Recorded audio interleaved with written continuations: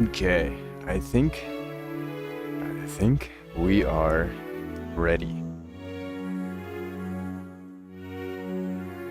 I think we are ready.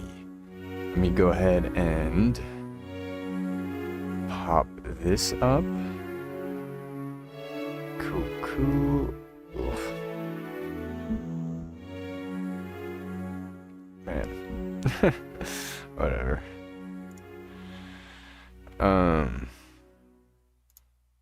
And then we can pop this off.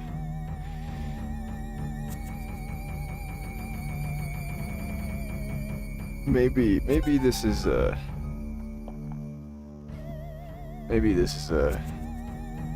hair up angle. Hair up angle. Maybe we do that for today.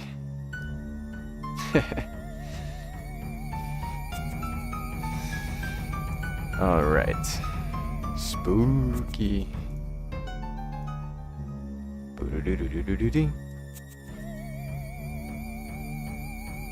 I need to head over to Kick real fast.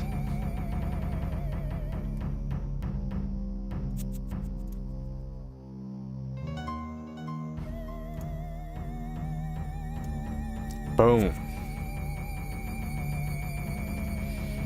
Intros. Get black.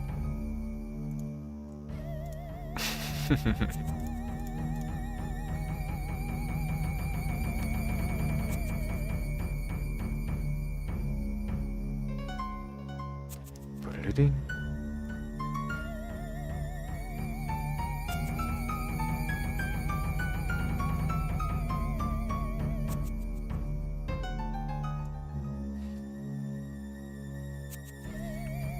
Okay, now I might not have to pop my head over as much. Sweet. Alright, so what I did off stream is not a whole lot. I just made my, well, actually, you know what? That's a lie. We did something kind of crazy yesterday. Well, I did. Here, let me turn this down just a touch.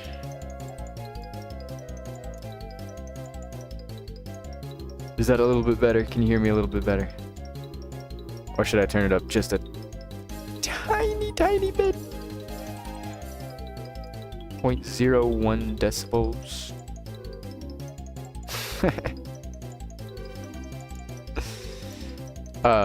Anyways, what I did yesterday is, I think I am going to turn it up just a tiny bit. 0.4 decibels. Not even 1 decibel, just 0.4. Can you even hear the difference? I've already turned it up.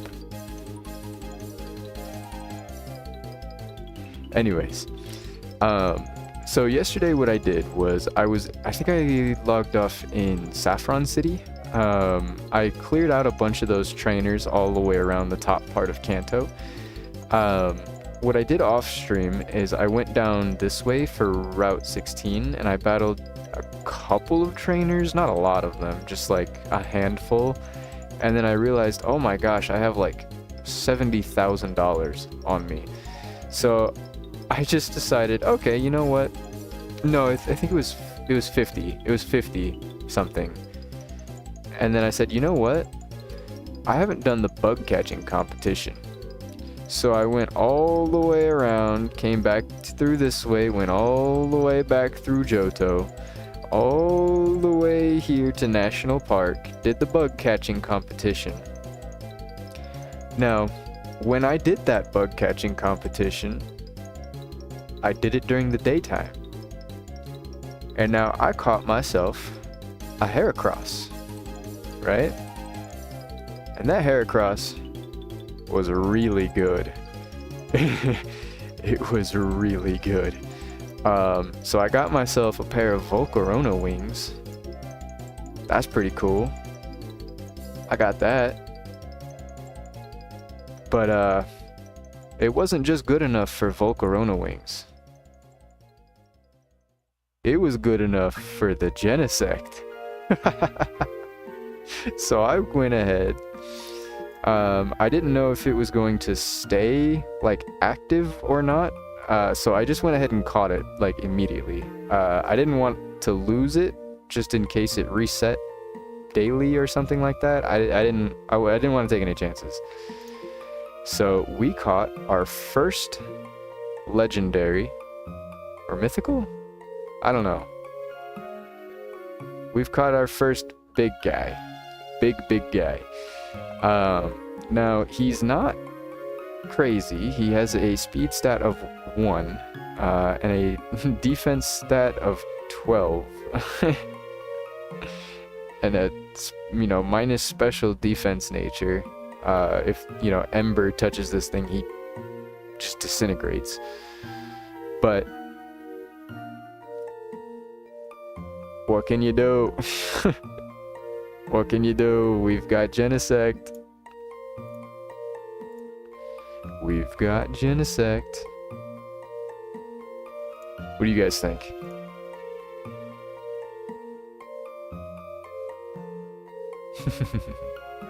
I think he's pretty cool. I like Genesect. I like Genesect. Okay, let's pop this down. We have... This is, I think, the Heracross I caught. Yeah, this is the Heracross I caught. Isn't that thing crazy?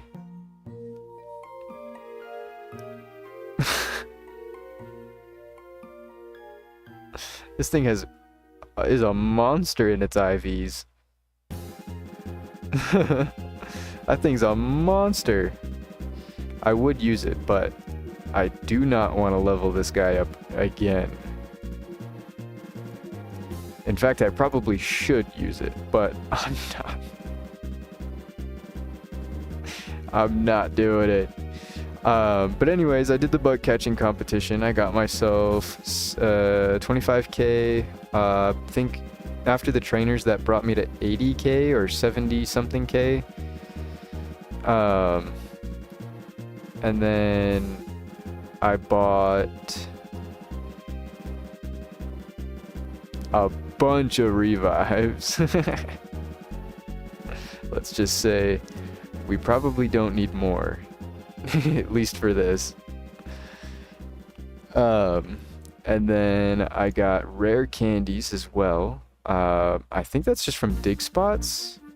I can't quite remember. But we do have 4 rare candies that we could use. I mean, we could.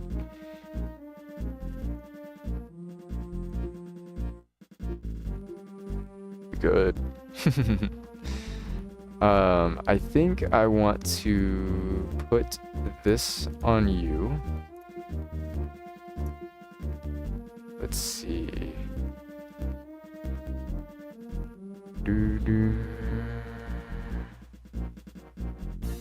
You can level it up? No. It's okay. Do you want it? You can have it. It's really good, honestly. If you want it, you can have it.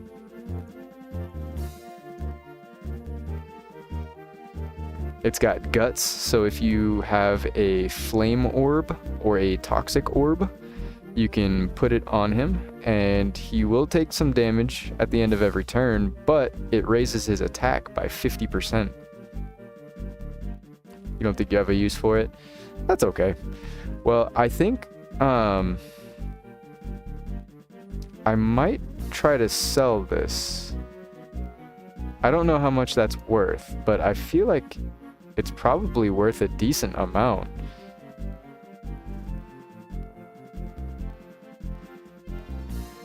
I feel like that's probably worth a decent amount. So I might try to sell that. Get some money. Big farts. Wow. Wow. My hero. Now that's the champion of Johto right there. Now that's the champion. I'm trying to think, what do I do here?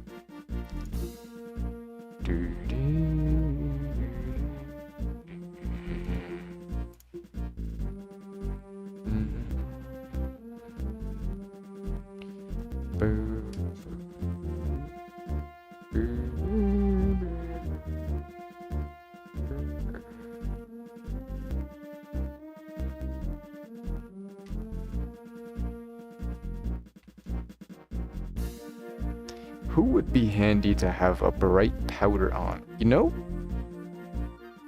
No. Because he needs leftovers. He needs healing. He doesn't have any form of healing. And we have the EXP share on Heracross just cause. I was trying to mess around with Toxic Orb and Quick Feet, but it doesn't really help me out that much. At least not as much as putting something like that on him. And then using high horsepower, or I mean ideally we want to use Shadow Claw, but we don't have a I think it's a spell tag? I think that's what it's called. I think it's a spell tag is what we're missing. But we could throw on a ghost gem. We could throw on a ghost gem for round 1. Round 1. Fight. Okay. In the interest of being awesome, we are going to put the bug net back on.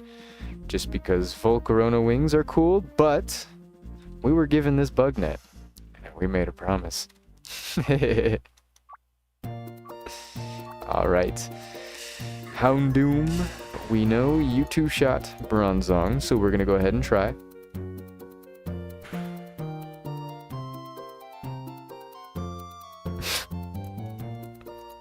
Maybe I should slap the rare candies on this guy real quick. Alright.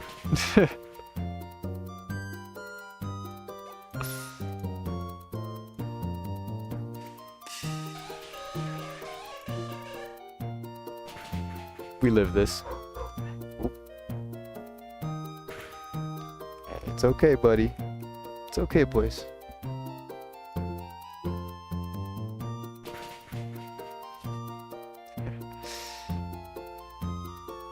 Wait, I didn't even look. What happened?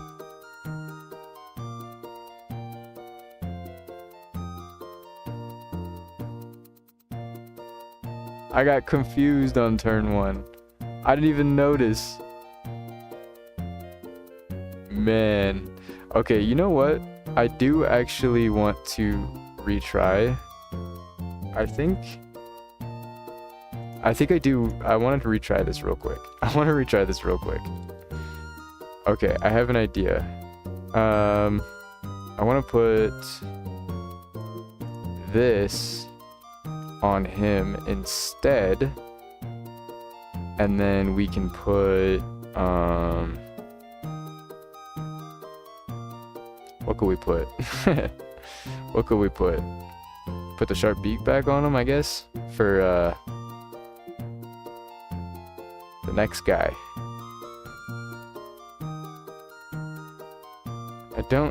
Well, I mean, I guess bright powder is probably going to be more useful. The leftovers would be nice and the black sludge would be nice, but at the same time, I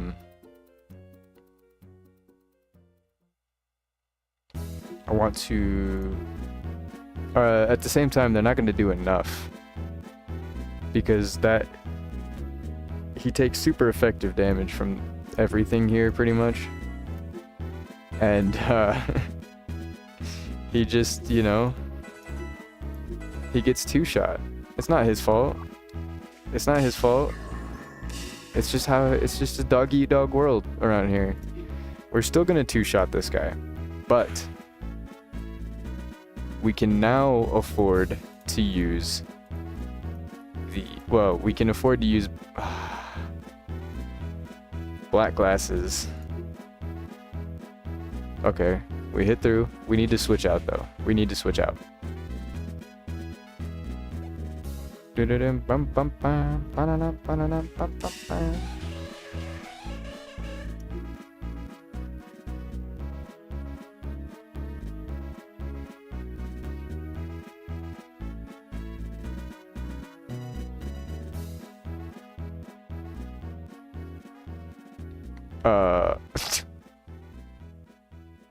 I mean, this guy's gonna quad resist, but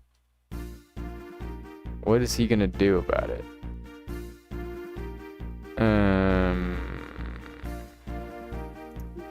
Maybe we go into Slow King.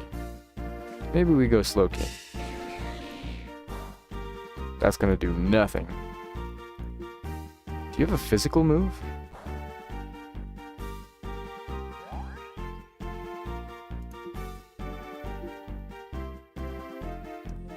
I forgot you have Perish Song. You rat. I hate you. I hate you, I hate you, I hate you.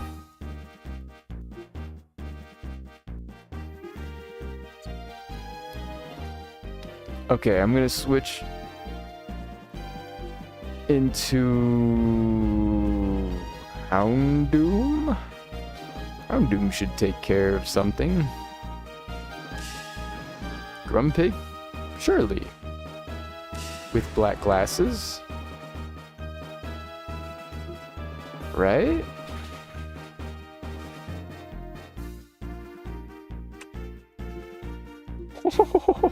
We got the flinch. Huge.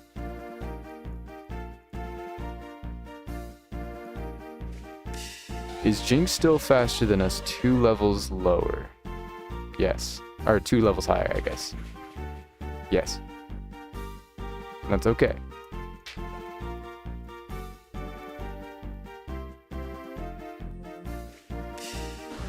Slow bro. Slow bro. I think Ampharos can handle this. I think Ampharos can handle this.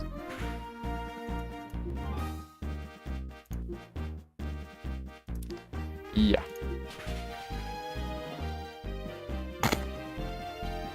Yeah. Yeah.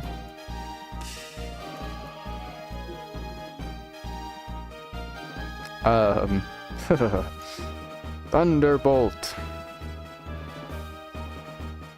Hit him with a thunderbolt.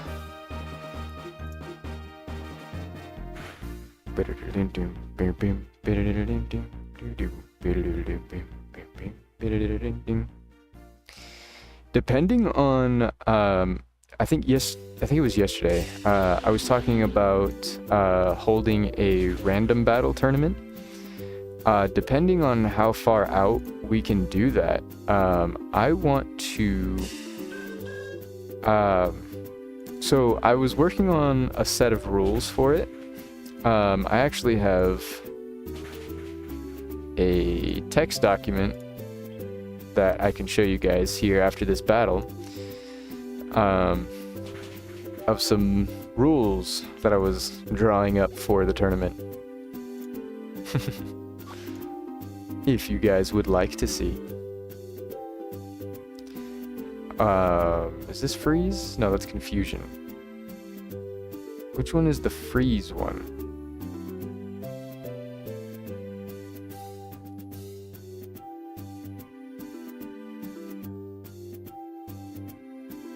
Asper.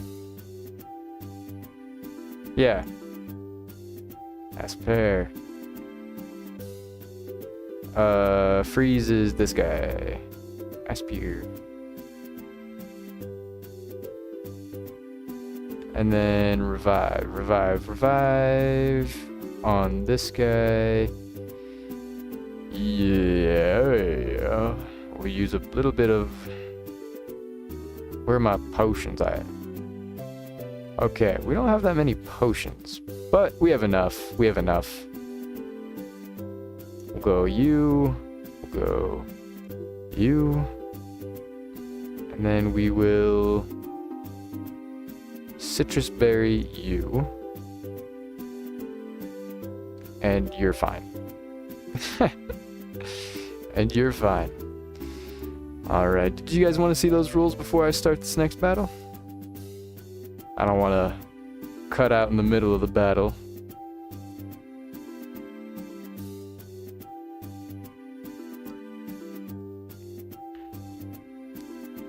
Alright, let's just go. Houndoom, I need you to flamethrower this Skuntank now. Bum, ba-da-da-da, bum, bum, bum, ba-da-da-da, bum. How's it going, everybody?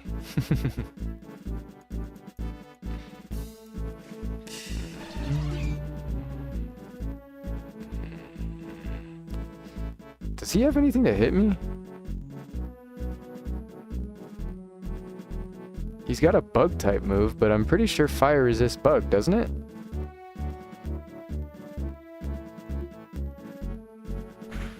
Yeah, so that's neutral. Oh my gosh. Houndoom the goat. Houndoom the goat. Alright, I'm pretty sure he's just gonna sucker punch me, right? Oh no, he's probably gonna try to drain punch. Is he faster than me still? I mean, I only leveled up twice, but I mean, I am kind of quick.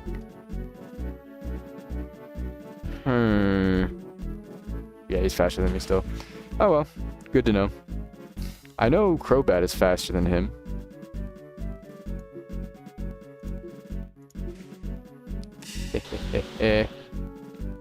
I know Crobat's faster than him.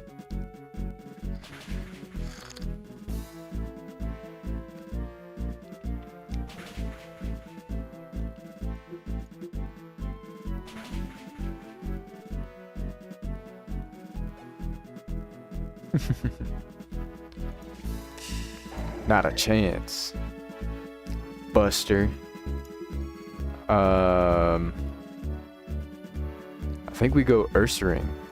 And then we just Stomping Tantrum. I forgot to take the Ghost Gem off him. No.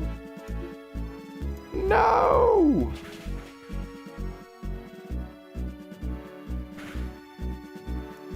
Yawn. Oh, you fool. You've activated my Quick Feet for me. You fool. You've doomed yourself.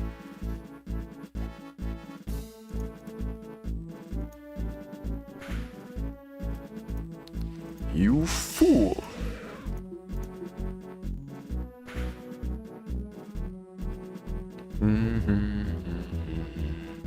I do kind of wish this was Guts instead of Quick Feet, but what can you do? What can you do? I want to send out this guy.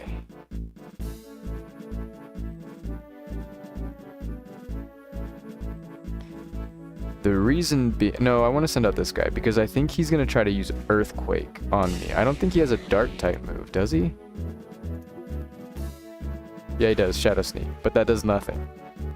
That does nothing. Okay, now we just have to deal with Crobat. I think we can one-shot the Crobat. I'm pretty sure we live a bite? Is that what he has? Oh, well, he's not even going to hit me, so we're good. We are good. Alright. We are brute forcing this. We are brute forcing this. Do we even need to use those? I don't think so. We could just use citrus berries.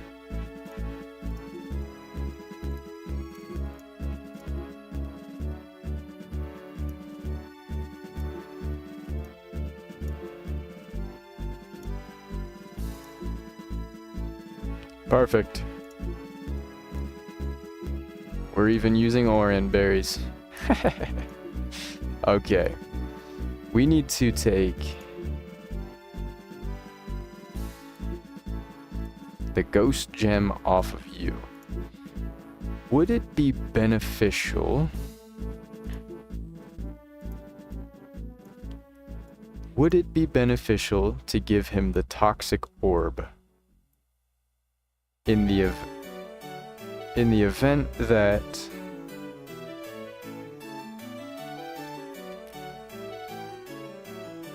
he lives something and then decides to outspeed everything and hit it with play rough? I think that might be it. I think that's it. I think that's what we do.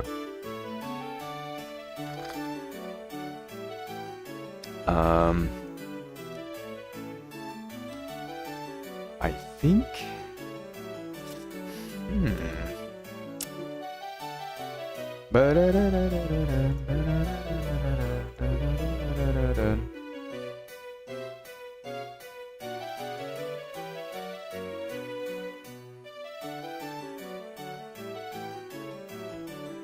Oh yeah, no. This guy needs the sharp beak. He needs the sharp beak. This is the flying type gym. This guy is gonna carry us, to be honest. Maybe not black glasses on you.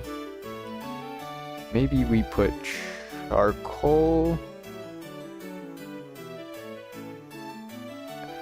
Maybe we put bright powder and just pray because you're dark type. Yeah, maybe we do that. Maybe we do that. We do that and pray. That's our strategy for him. And then you have Dazzling Gleam. It might be worth it. It might be worth it to Fairy Gem boost a Dazzling Gleam on against one of his Pokemon at least.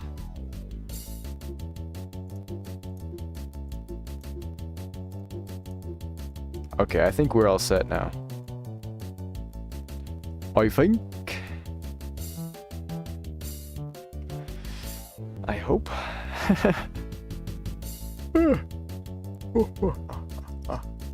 Okay, we know he leads with Hitmontop. Hitmontop has Intimidate, and since Hitmontop has Intimidate, Crobat should go first because Inner Focus blocks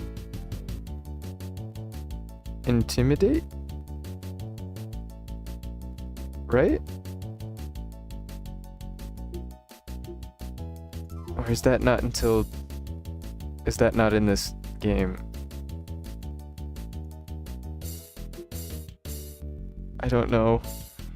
I don't know.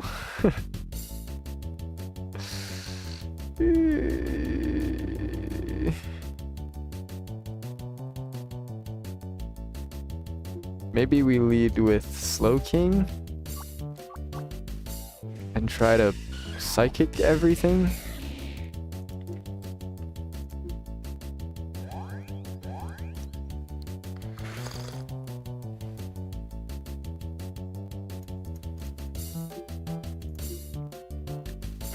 Okay, we're fine.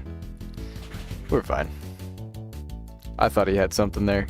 He used bulk up and everything. I thought he had something going there. I thought he had something going there. Ow, not my leftovers. You freak.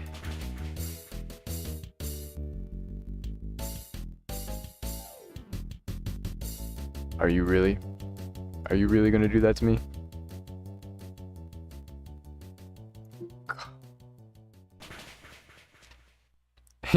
How's it going, Dosed? No, unfortunately I didn't. I went ahead and I grinded out. I tried to grind out, I got, I think, 2 Chikorritas. I got 2 Chikorritas and 2 Cyndaquils, and that was it. I also got a Larvitar, but no, I didn't get anything else. That's okay. Did you get anything else?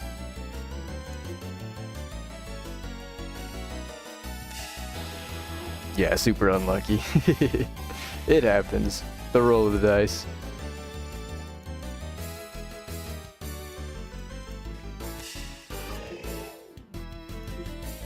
Roll of the dice. Swinub, Delibird, and a Seviper form. Oh my gosh. No, I got paralyzed. Oh, toughy. Alright. Live. Yes!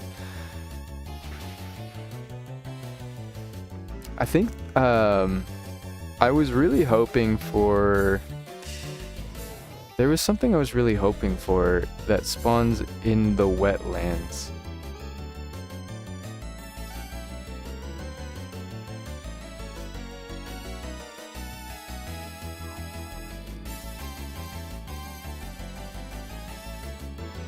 I can't remember what it was.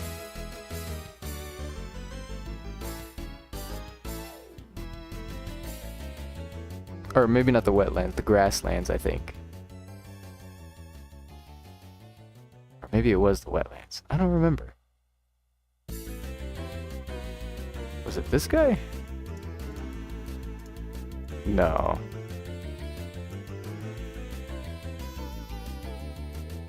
What guy was it? I don't remember. Totodile? No, I don't think it was an event form Totodile. Was it you? No.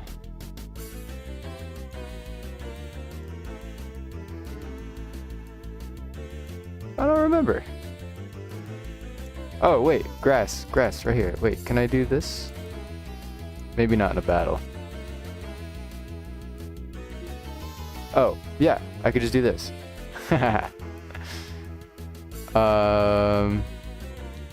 Nothing's really standing out. Oh, it was this guy, because he turns into grapes. I remember. I was like, dude, this guy turns into a thing of grapes. What does a fortress look like as that? The watermelon. That's awesome. It was a summer form. Oh, that's right, because we were swimming. This is the one I wanted in the grassland, and then in the wetland there was the horsey. I liked this. I liked that. I never got to see what Seadra looks like with it. Oh, that's kind of cool. What about Kingdra? Yeah. His face is a water gun. It's super easy to get during the summer event. Oh, really? Heck yeah. Dude, that's awesome. How am I alive? How am I faster than him?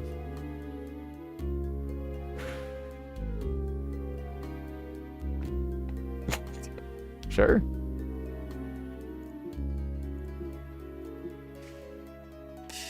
Heck yeah, I'm super excited to get more, or to get some of those. I want to get that guy. I want to get that guy.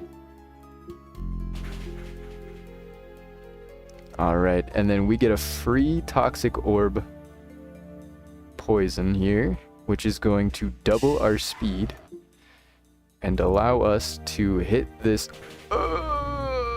Okay, we're fine. How is he still faster than us? What a ridiculous guy.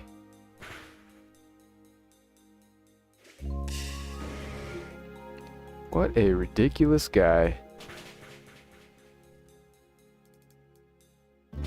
This is gonna take us out. For sure. For sure.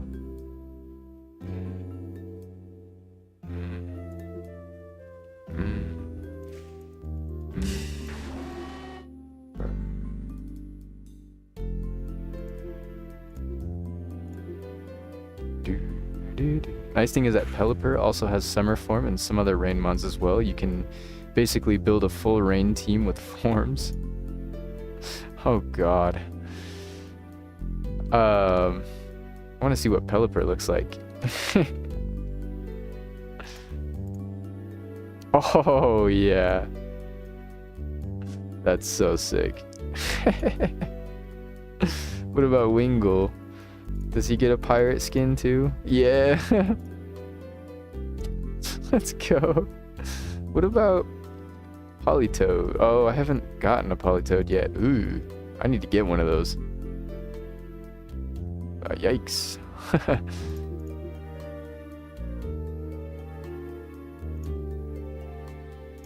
Let's revive you, and you, and you. And then let's use some berries, maybe? No. We ought to use our potions.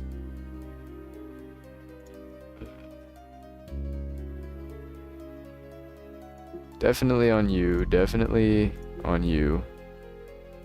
But I don't think you need a hyper potion, Buster. Oh, maybe. Maybe.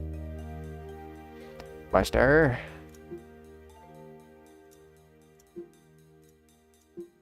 I think we're fine there. I think Politoed just has a V-Day one. Oh. That's unfortunate. What about, let's see. Probably has the same. Yeah.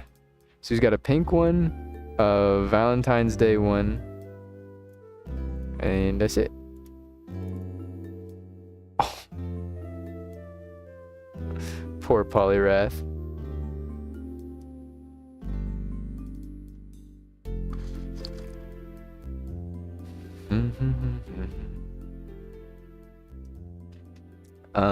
Let's see. What do we have? Oh, chill.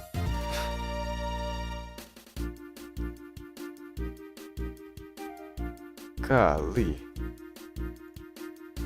Chill out. This guy's gonna be dark type, so let's put the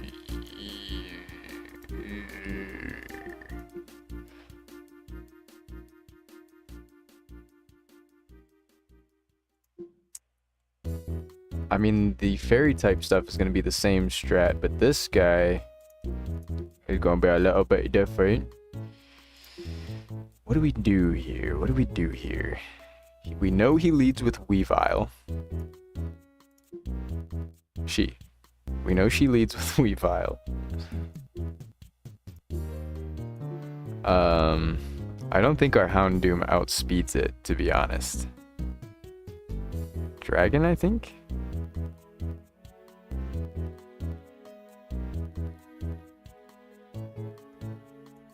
Wait, you mean, this guy?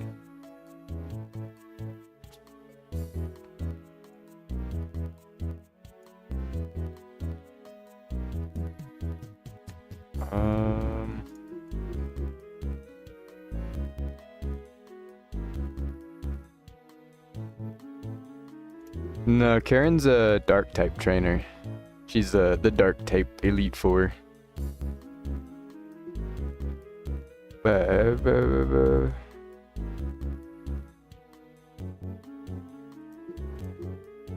I think who's good against Weavile here? Houndoom?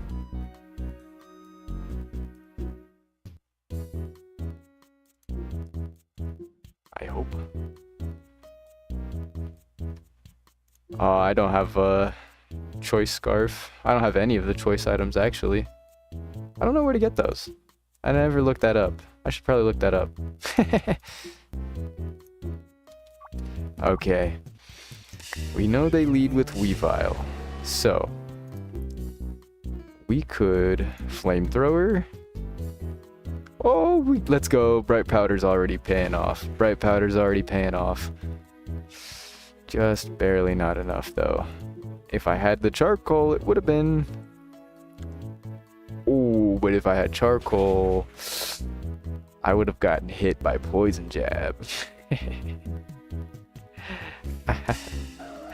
I think the champion is the dragon type in this generation. What do you have? Superpower. Okay. That makes sense. That makes sense.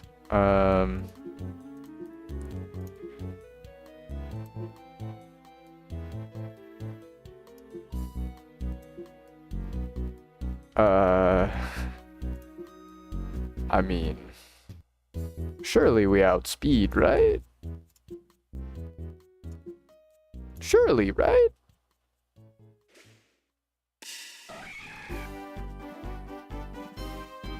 Right?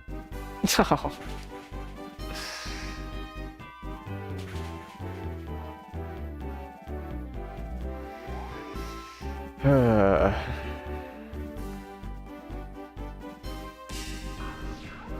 Spiritomb. Spiritomb.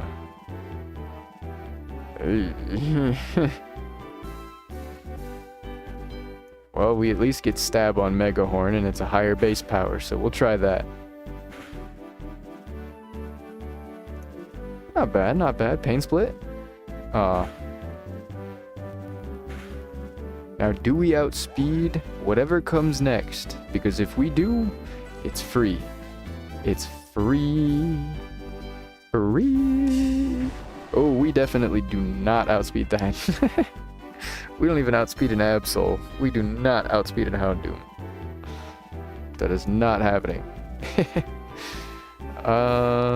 He's gonna Flamethrower.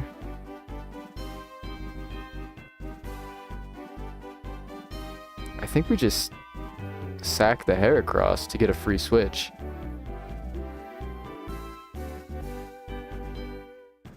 Yeah, I think we just sack the Heracross, to be honest.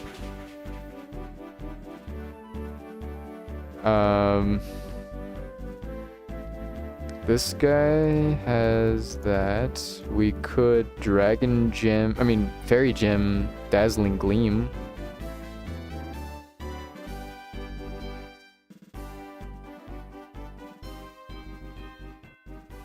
But he's part fire, so doesn't fire resist fairy? Neutral, yeah. Neutral, yeah.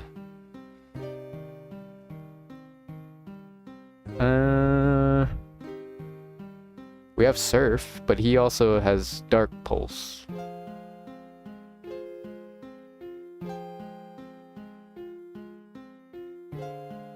You know, maybe we do this because I feel like Houndoom is probably going to be the only guy this is going to be useful for. Oh.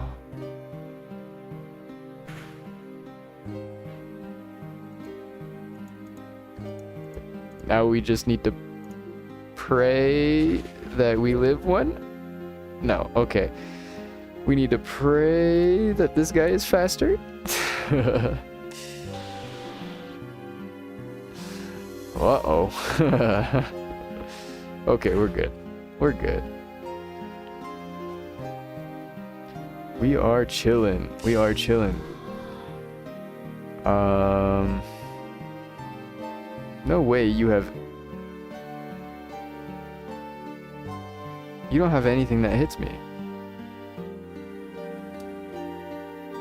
No, you have superpower. Wait. No, I'm not... I'm not weak to superpower. Brave Bird. Oh my god. Chill out. What the hell? Okay, I unfortunately need to save Crobat because I don't know what his last Pokemon is, and if it's faster than the rest of my team, that's a problem. That's a big, big problem.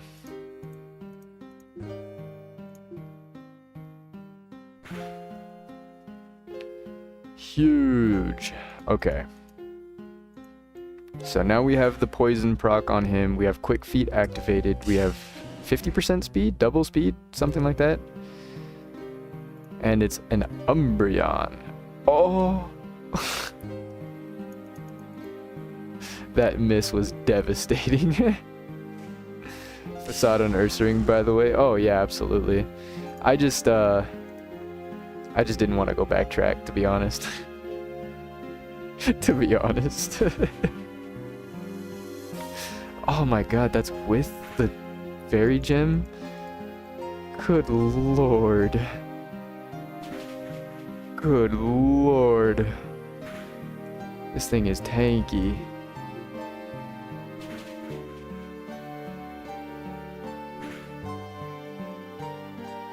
Get paralyzed.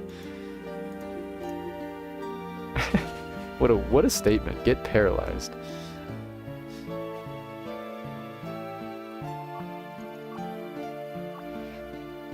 All right, we made it.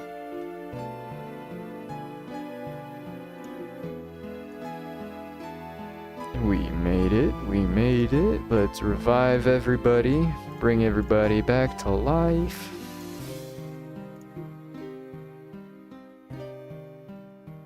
Okay. We know you can take one. We know you can take one. We know you can take one. And you can take one. We'll use some citrus berries to clear this up here. Some potions on this guy.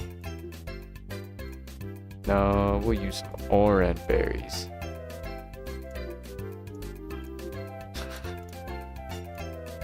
We're min-maxing here.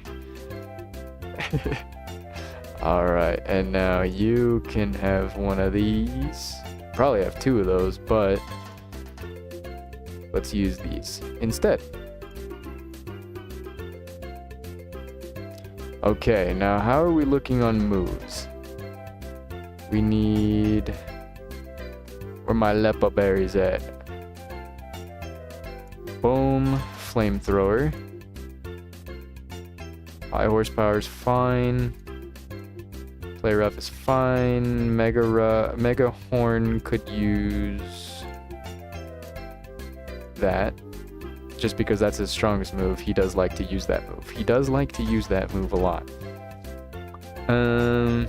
We might as well restore the fairy type move, since we're going against the dragon guy. Put the fairy gem.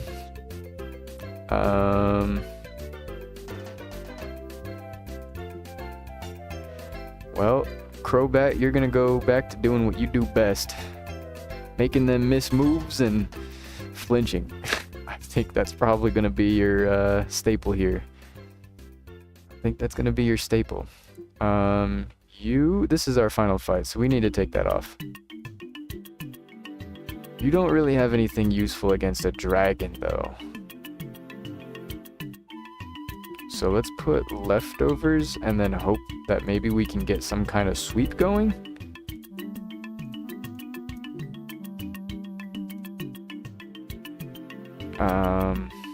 Same with you. You're not really gonna do anything.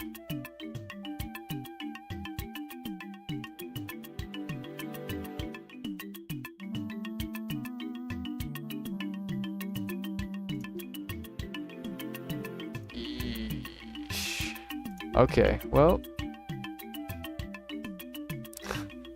Let's hope and pray. Alright, Lance is probably definitely gonna lead with Dragonite. Gyarados? Probably Gyarados.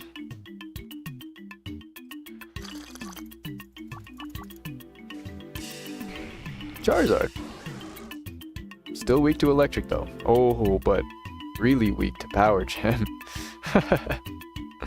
Forgot about that. Of course he gets the burn on turn 1.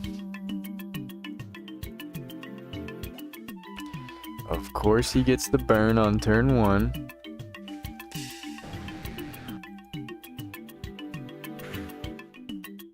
Put that burn out. We Thunderbolt the Gyarados. That's 2 Pokemon that Ampharos is 4x effective against in this gym. Garchomp. Ugh.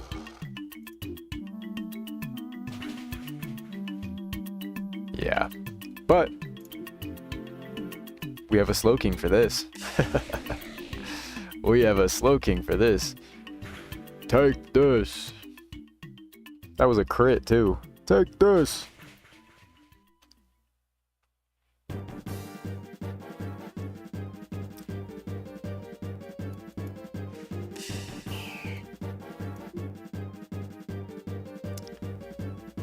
You are gonna kill me.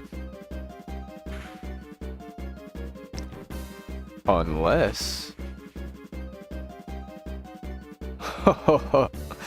Oh, you should have aimed for the head, brother. Oh, you should have aimed for the head. Okay, this guy's gonna take me out, but... I mean, we've gotten through most of his team already. We've gotten through most of his team.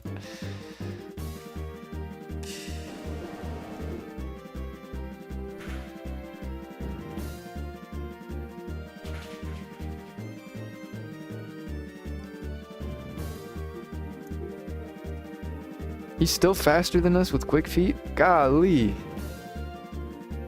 Chill. Okay, let's go into Houndoom. And then we're actually going to use Houndoom to heal or revive Slowking.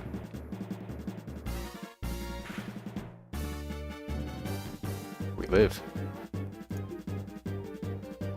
I mean, we could just foul play him.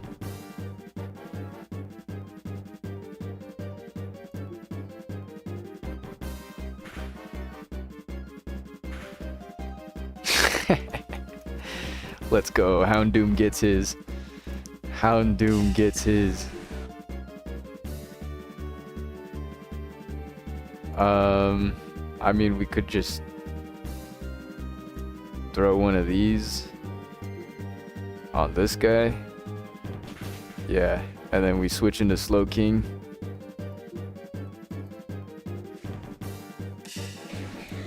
And then hit him with an ice beam.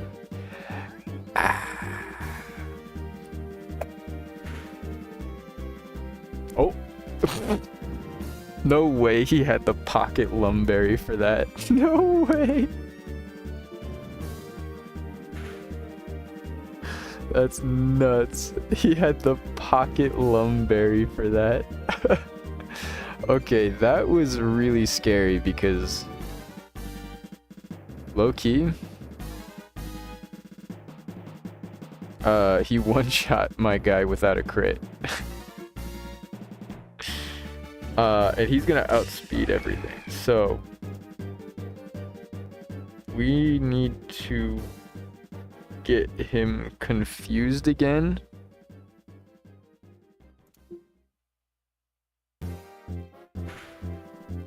We need to stall him until he gets confused. Okay, just like that.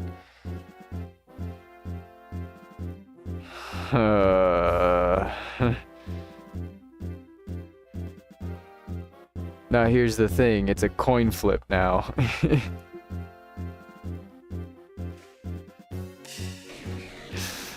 Oh god, please hit yourself in confusion. Yes! That's it, we're the champion.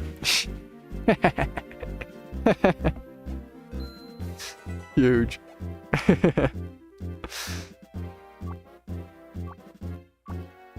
Thanks, thank you. That was really funny.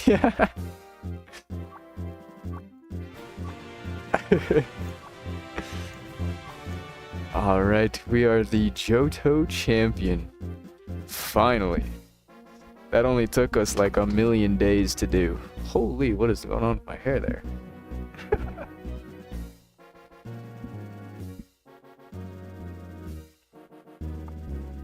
Alright, good enough. Alright, we need to go to the lab. Hello, Goop Lord, what's up? Have you enjoyed your journey in Johto this far? Let me take a look at your Pokedex. 444 seen, 300 caught. You also have caught 64 Pokemon and 94 Pokemon native to the Johto region. Keep up the good work on your Pokedex. Oak should be proud of you. Why did you want to talk to me, buddy? You told me nothing.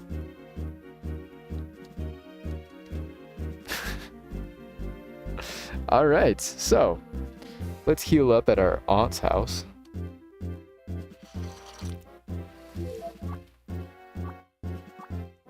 Perfect. Heal up. We can go this way. We can go this way. Oh, before I move on, I actually wanted to I wanted to go over a draft of the tournament rules that I had drafted up. Let's see if I can make this text a tiny bit bigger. Font. Yes. Okay, this is gonna be a lot. This is gonna be a lot. Don't worry.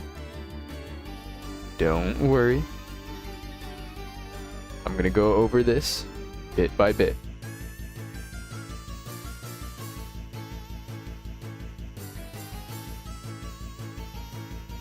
Okay, so I'm gonna move this in front of the game. All right, so seems like I am blocking it.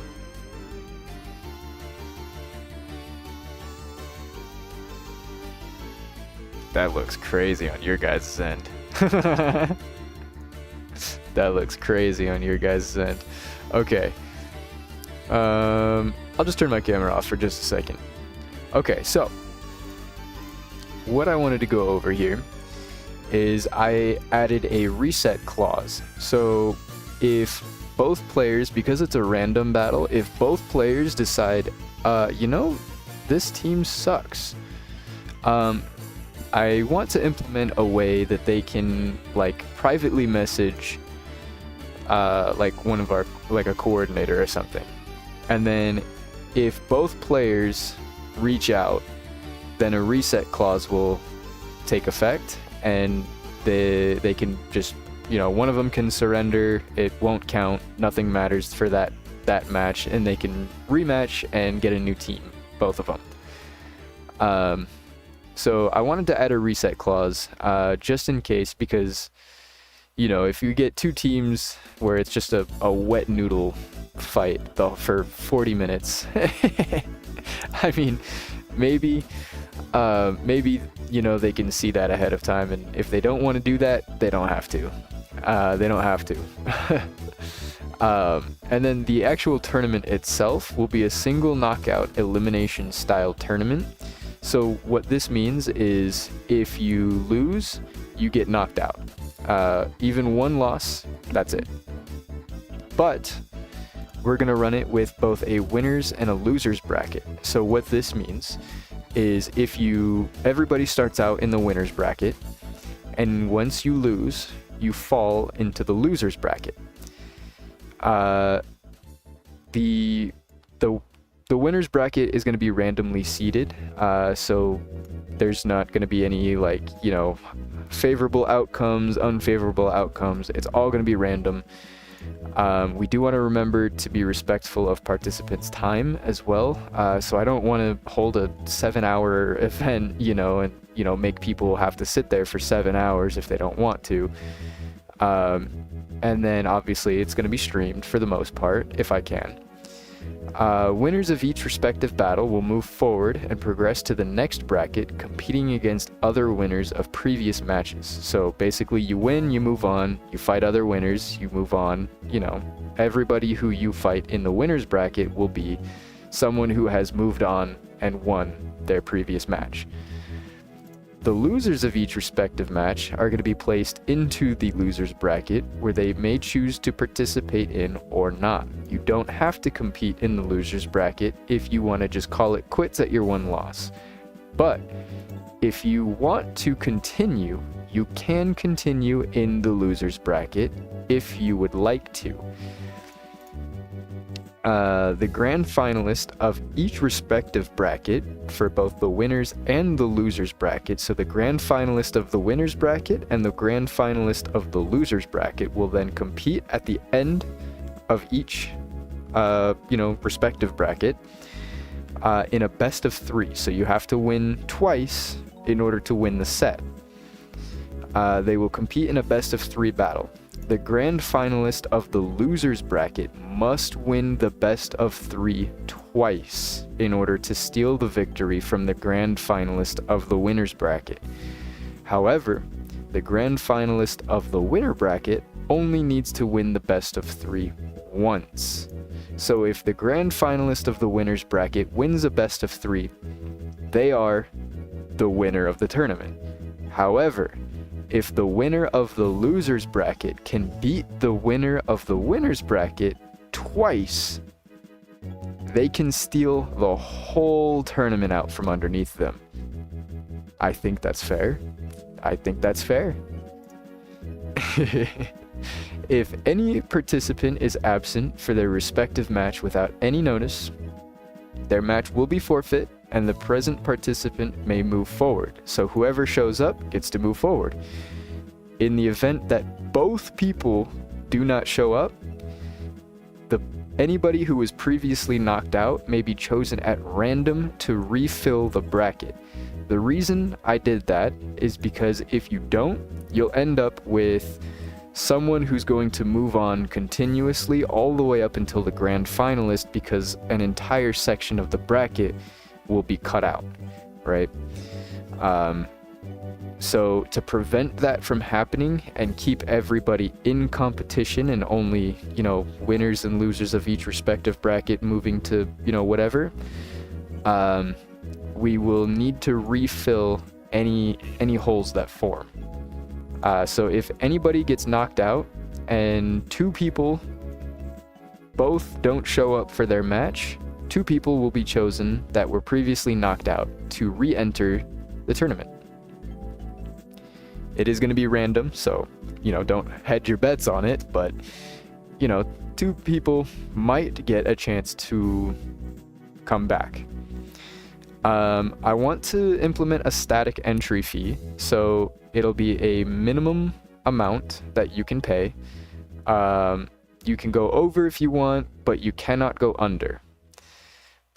Players must present either, I don't know why I put either, a tournament host with their entry fee and given sufficient notice of what it's for. Screenshot for the participant to be safe. So basically, whenever we take entry fees, I want to screenshot the player, like messaging me like, hey, this is my fee, this is my entry fee, it is X amount. And if they want to, well, I'll cover that in a moment. So yeah, we'll message the screenshot saying, or we'll screenshot the message saying that this is the entry fee, how much it is. That way for players, I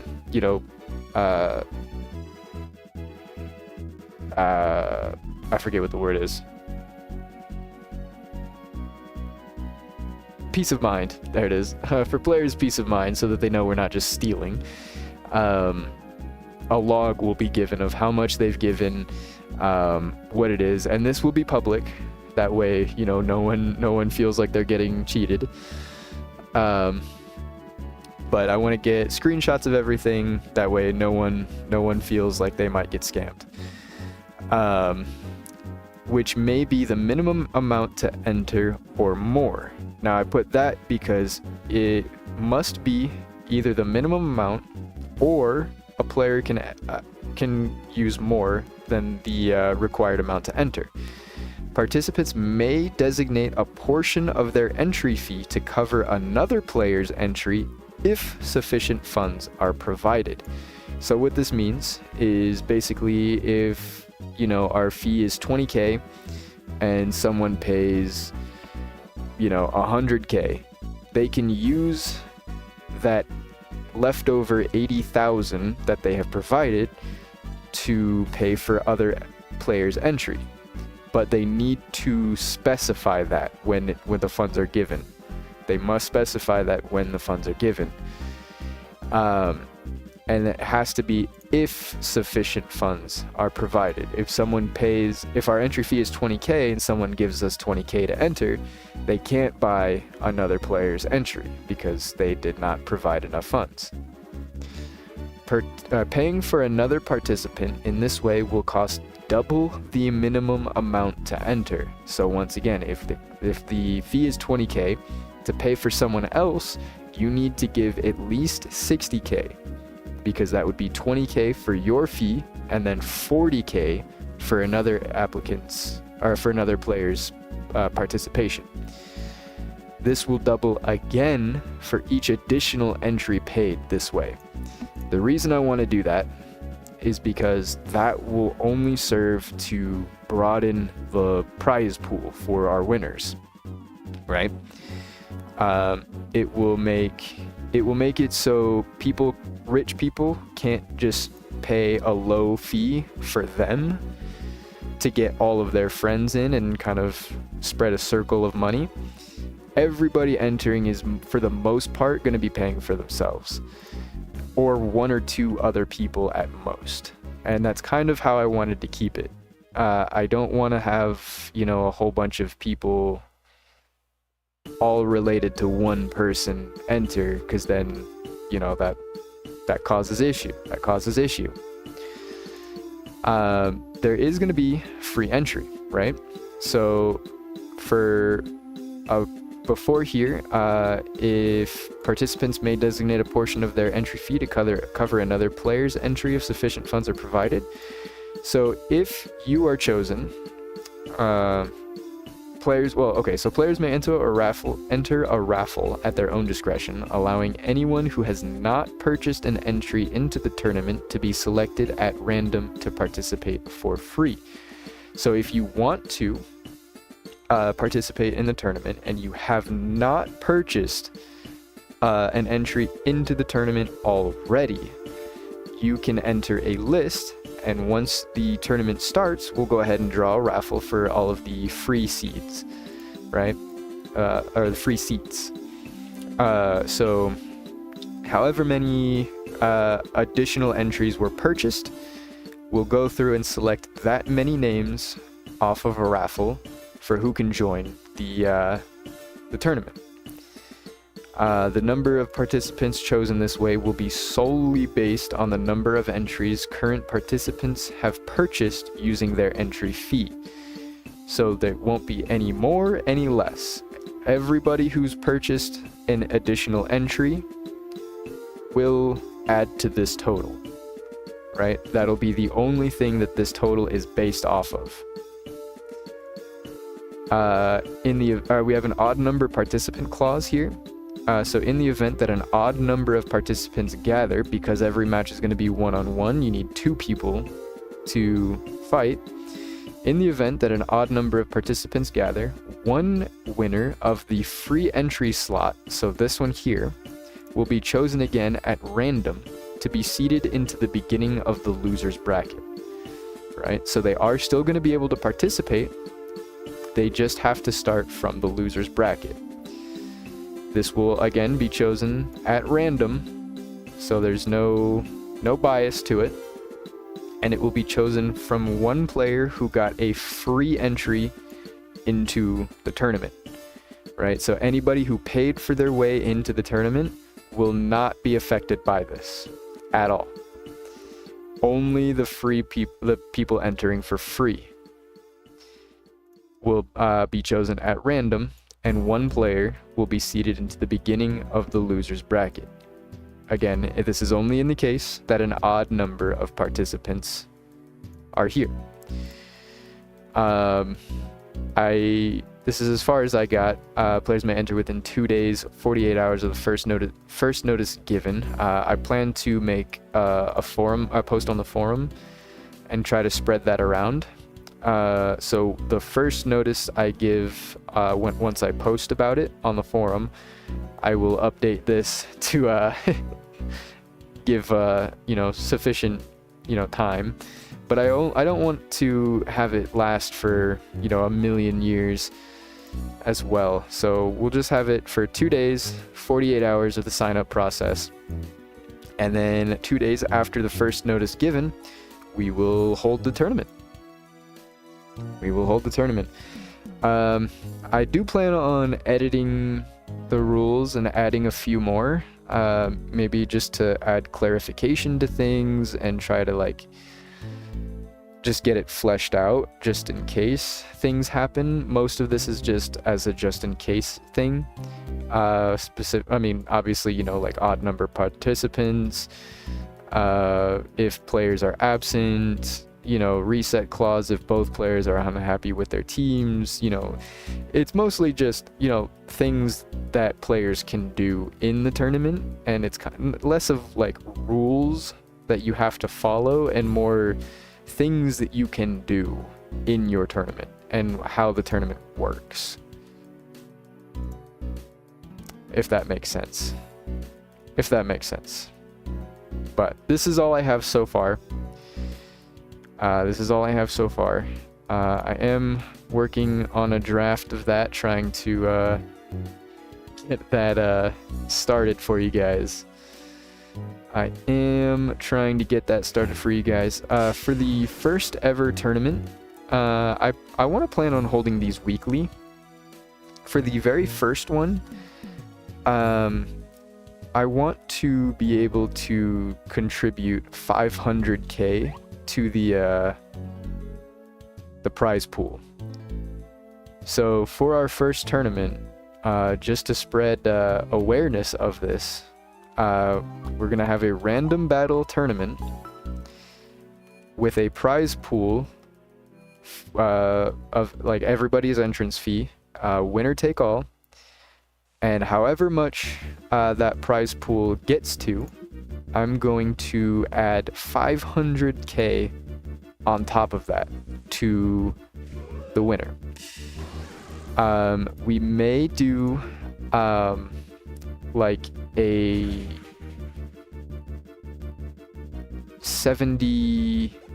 80-20 split for the winner of the winner's bracket and the winner of the loser's bracket, because maybe that might be fair. But I don't know yet. There's still things I can work out on there. So instead of like a winner's take all, maybe we'll have first place gets, like 90% of it, and then you know what I mean. Something like along those lines. I'm not too sure, but I do want to, I do know I am going to contribute at least 500k to the prize pool. Minimum.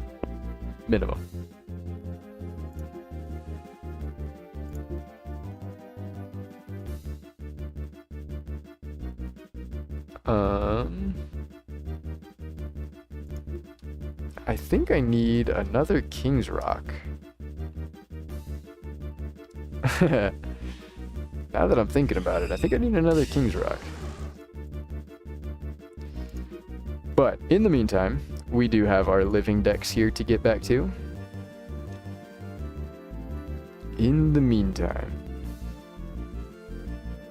So, I think we're going to work on finishing our living decks here.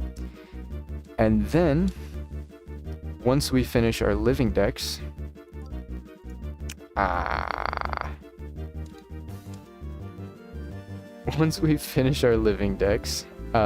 we can move on to our tournament. And that tournament ought to be a lot of fun, I think.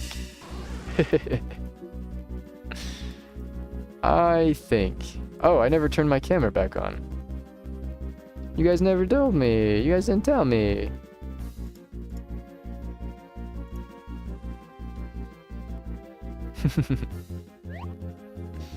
I need you guys. I depend on you guys.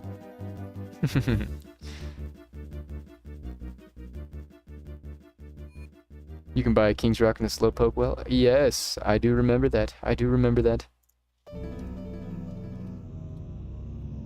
We need our Parasect here.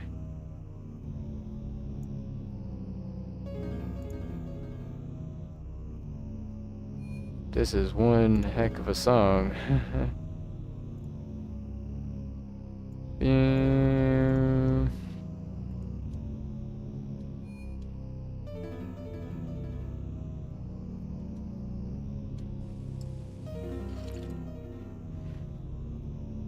I will say the music in this game did very well with building anxiety. Or maybe not building anxiety, but like making you feel anxious.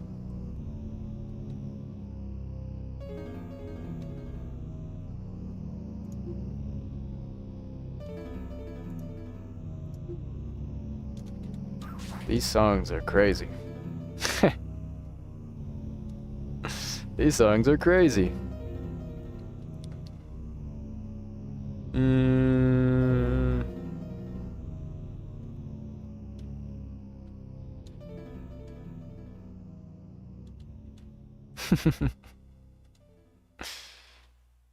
All right. I think that's here, right? Yes. See what I mean?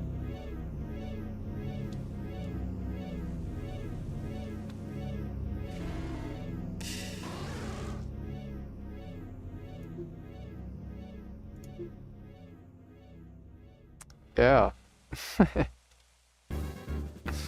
I need 2 hop-hips.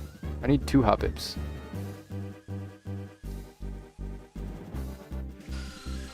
You spawn during the night? We're on Route 32.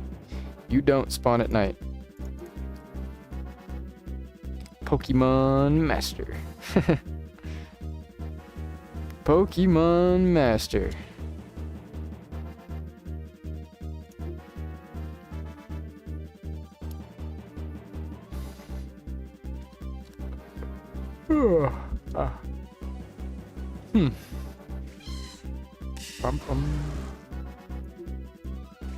I think we need a Mareep. I think we need a Mareep.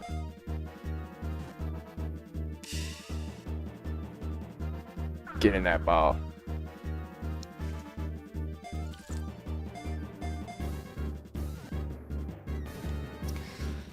Yeah, hopefully we can get some awareness spread for the that tournament coming up.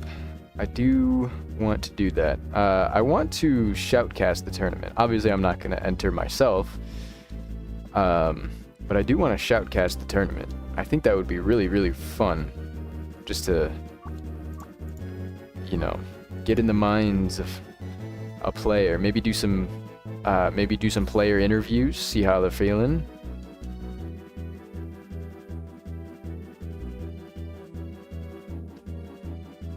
I think that would be cool. We need money. We don't have any money. Why did we come here? We don't have any money.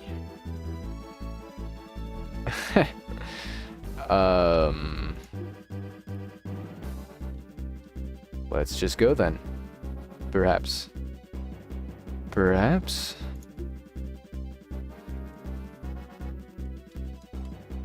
Ilex Forest. I was gonna say, let me go. Ba-ba-bam. What are you guys up to?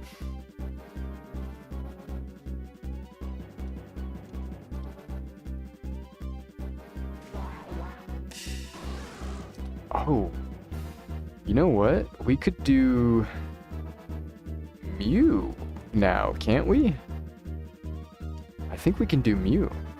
Hunting for a pink Ralts. Ooh. That's cool. That's awesome.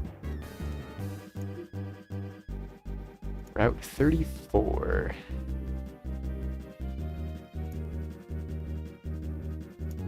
Okay, we need a Cleffa and a Togepi.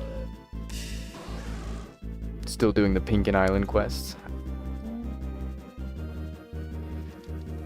Ooh. Well, now that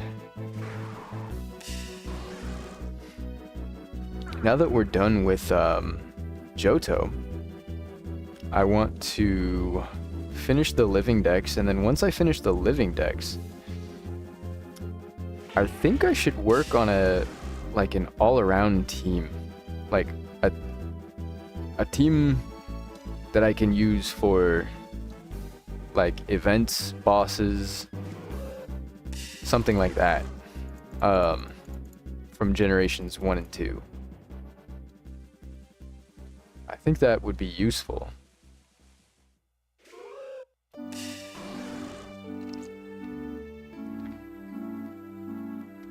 I do believe that would be useful. I do believe. Maybe we can draft up a cool team. So, let's draft up a cool team.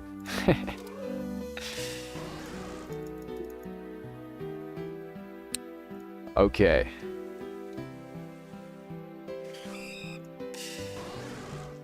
What would a cool team look like?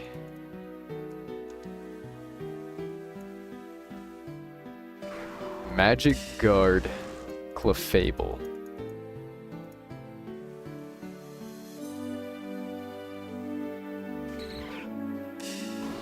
Hey, buddy. That's an imposter Ditto.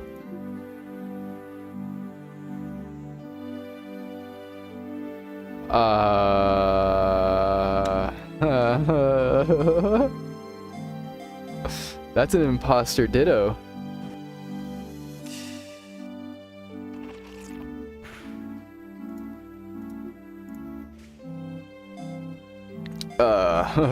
Okay.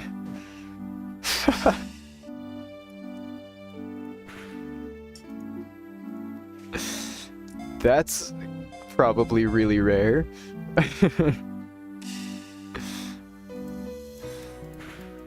That's probably pretty rare. If I had to guess.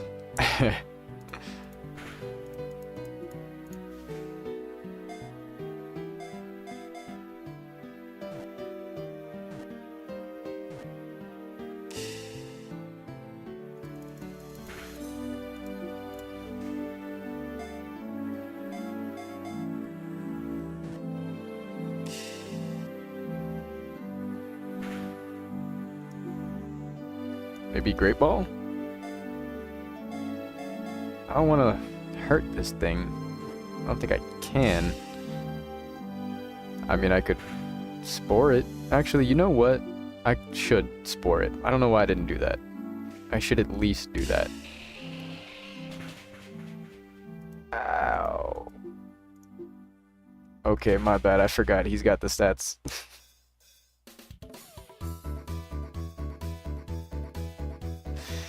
Never mind. And he's an electric type, so he can't get paralyzed.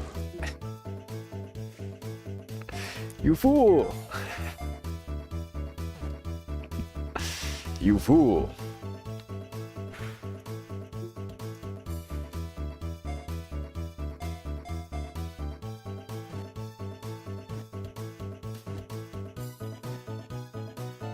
Let's go. Alright, we've got an imposter Ditto with 4. Count them. 4 HP IVs. Yippee!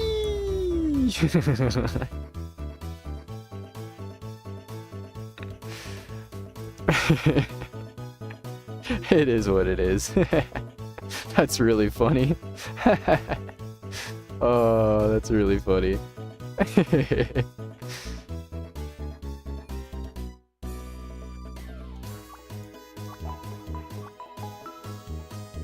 Is that Zangetsu? What the heck? How do I... Oh, they logged off. Okay.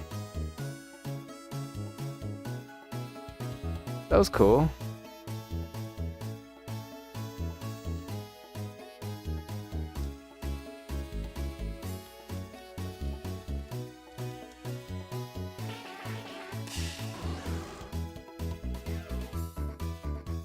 Reminds me I need to train this. Oh. Well, hey.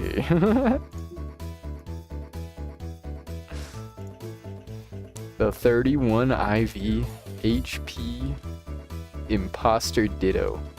That is kind of crazy. I feel like the Ditto that I got probably still sells for a probably good amount because you can re-roll the IVs, right?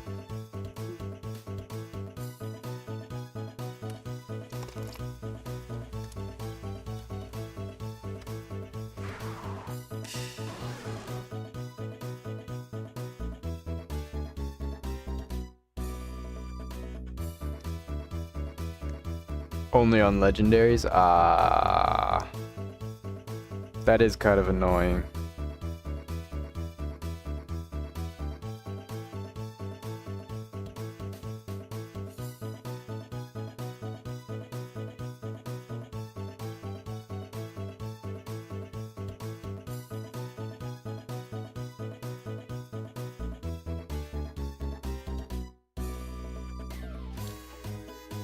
Sorry, I just had to text my brother. Only on legendaries though, that's kind of a bummer. That is kind of a bummer. I mean, aren't rerolls tickets like super expensive? Like super duper expensive?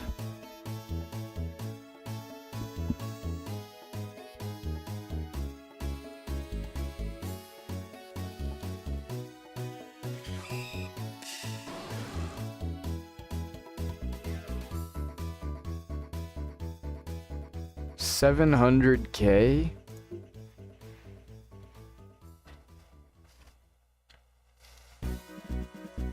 So why can't they be used on regular guys?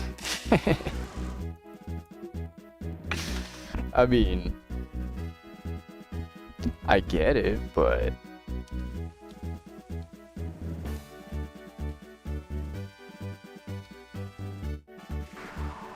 I mean, I don't even know. It's very easy to make stacks of money in this game. Yeah, but wouldn't that increase the value of reroll tickets? Since there's more things you can use them on?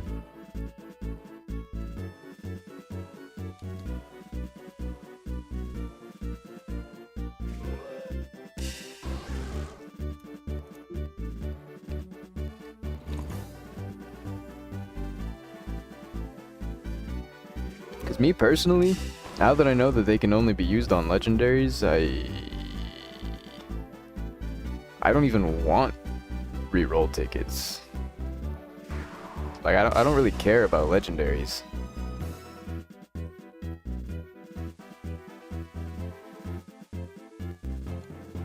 So for me, reroll tickets don't even exist.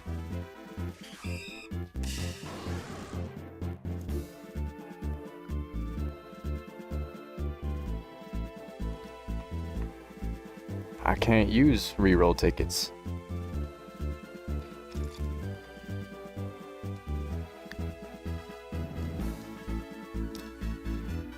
I get the argument. I don't agree with it. I just don't agree with it. Because reroll tickets are already kind of expensive. So if they're more expensive, people wouldn't have as much access to them, and it would be a bigger impact to have one. It wouldn't increase or decrease the amount that's already on the market. It would just increase the value of it, which makes them harder to get and more useful.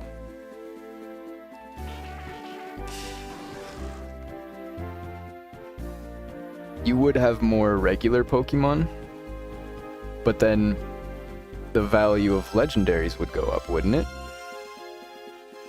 And then the value of regular Pokemon would go down slightly. It would still be kind of difficult to get a perfect IV regular Pokemon. I don't know. I don't necessarily agree with that. Legendaries technically have no value since they're not tradable. I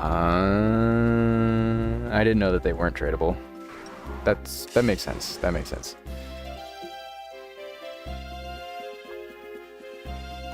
But you can still use them in ranked battles though, can you not?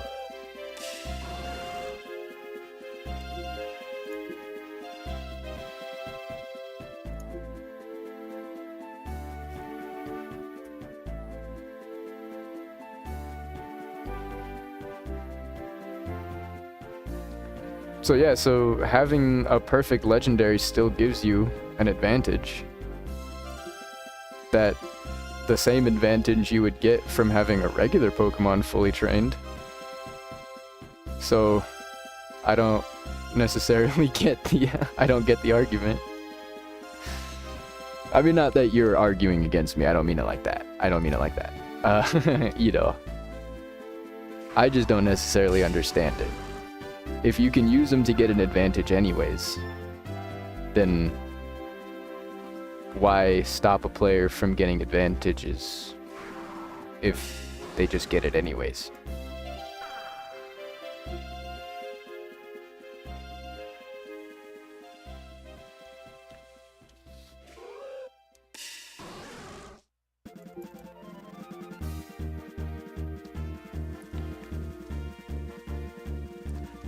Okay, in my defense, right, I'm used to competitive Pokemon, like VGC style Pokemon, and there is an absurd amount of rules and restrictions on what you can and can't use, and what you know, do and don't have access to, and what you know, all this stuff. And when it comes to accessibility, I value accessibility. I know in a market, the way things work is, you know, volatile, and especially when you run an economy, it's a little bit volatile sometimes, and it's hard to tell how things can affect. It's hard to tell how things can affect the market. So I'm not saying, I don't mean that, like, obviously, you know, oh well, if you could use reroll tickets on regular Pokemon, it wouldn't affect the price. It obviously would. But I just think it makes sense to me that if a regular Pokemon were allowed to be used with regular reroll tickets, it wouldn't really affect anything, because you're already getting that. The only thing it would affect is a player's ability to sell the Pokemon. But in that case, why don't you just restrict tradability on Pokemon that you've used a reroll ticket on? That way, if a player wants to buy the reroll tickets, they have to buy their own reroll tickets and the Pokemon in order to do that. They can't just buy a perfect Pokemon from someone who's spammed 10 million reroll tickets on it, you know? If that's the worry, I mean, it just seems like it's a pretty simple fix.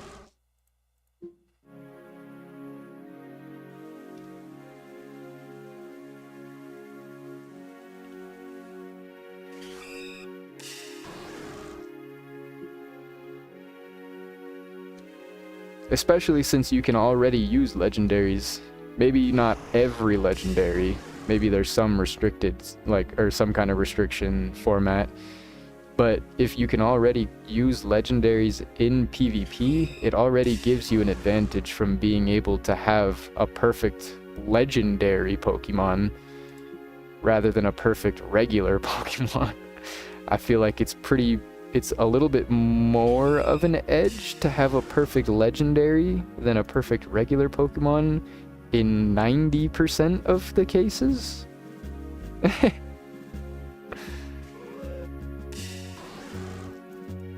I feel like that's way more of a competitive edge, and that's ranked PvP.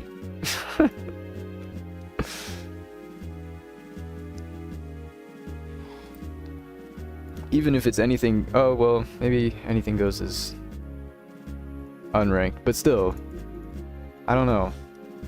It just feels weird. That feels like really, really restrictive for no reason. That feels more restrictive on accessibility than it does for protection of the market. So I don't necessarily agree.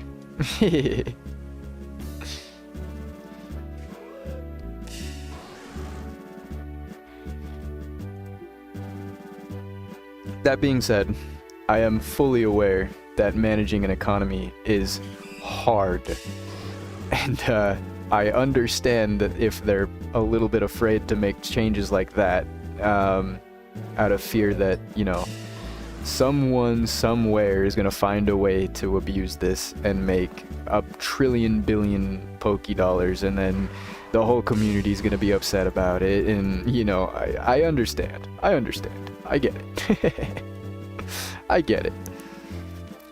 get it. Especially, I don't know. I mean, so I played PokeMMO.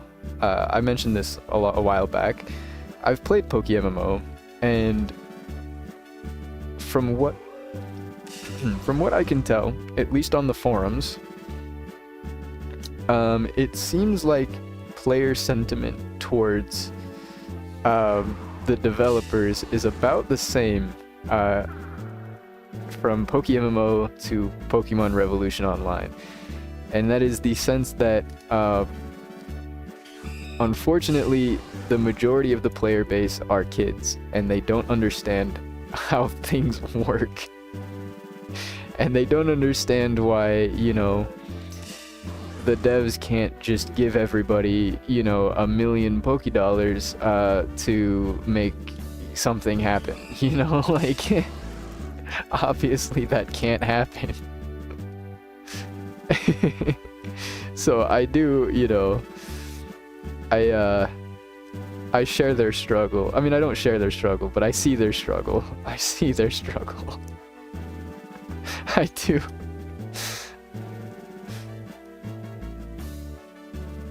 I've seen a bunch of posts on the forum of like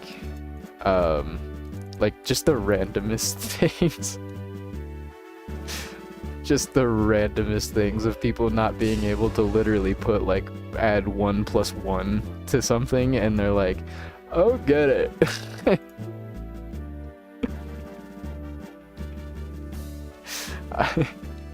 But I do see the struggle. I do. But the reason I bring that up is because sorry, I lost my train of thought. The reason I bring that up is because I've seen what happens when PokeMMO tries to do something experimental and tries to do something that benefits the players, and then someone finds a way to abuse it, and then they end up having to shoot themselves in the foot because the community is just so pissed off at them.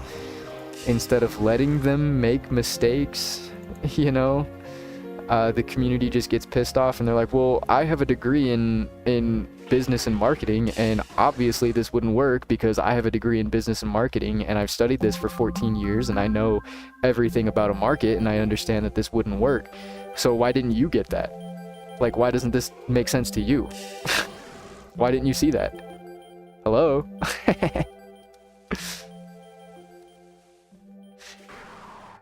I do get it.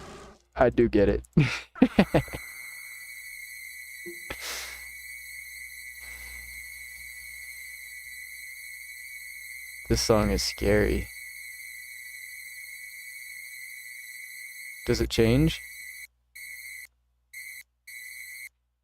No, it's just 3 minutes of that. Okay. What an interesting song. What an interesting song. It's just like screeching. Alright. This is, by the way, for anybody wondering, this is the, Shadows of Almia, Pokemon Rain. Give me money, please. Based. This is the Pokemon Rangers Shadows of Almia soundtrack.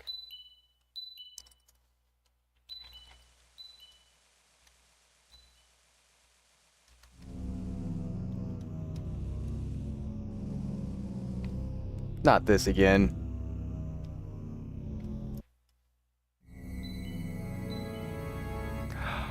Oh, that's why.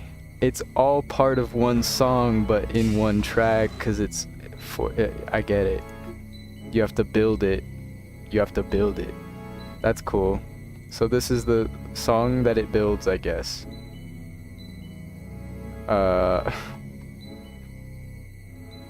Sure. Dun, dun, dun, dun, dun, dun. Let's see. Dun,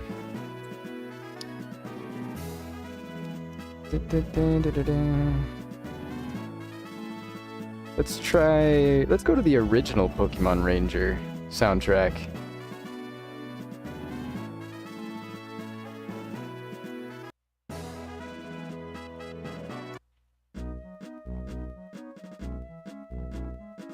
This is the OG Pokemon Ranger.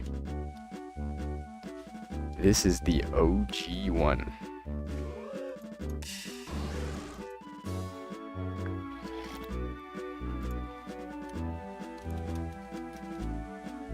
God, I love coffee.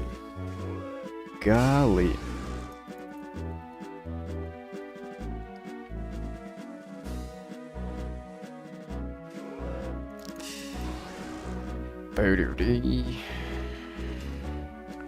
Still haven't seen a Cleffa or a Togepi, but one of these days we will. One of these days, maybe.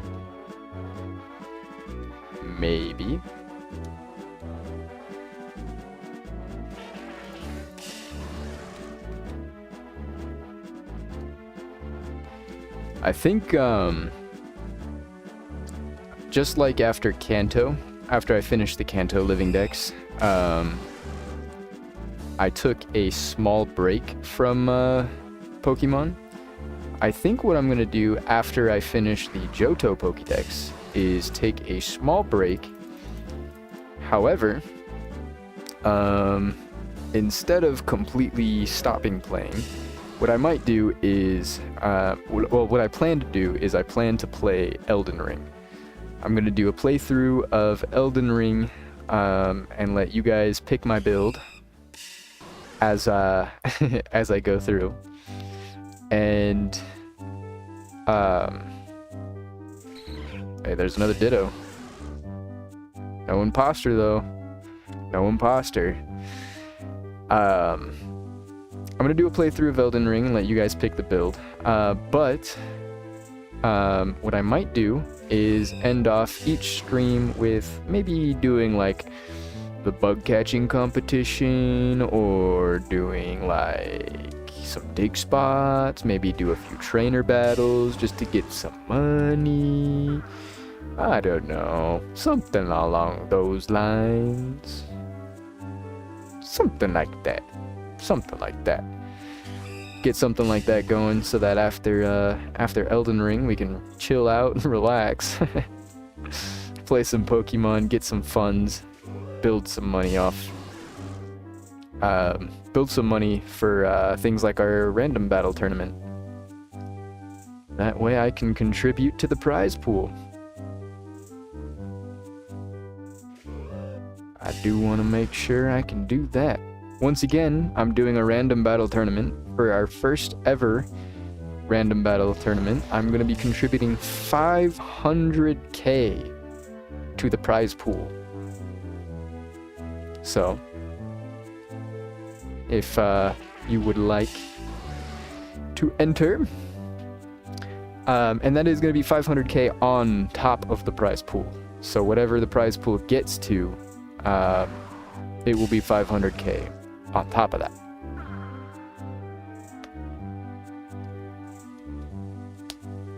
Hopefully we can get a nice big cash injection for somebody.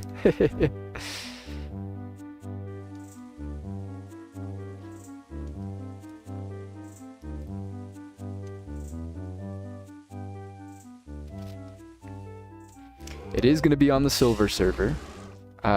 Silver Surfer. Get it? Because the new Fantastic Four.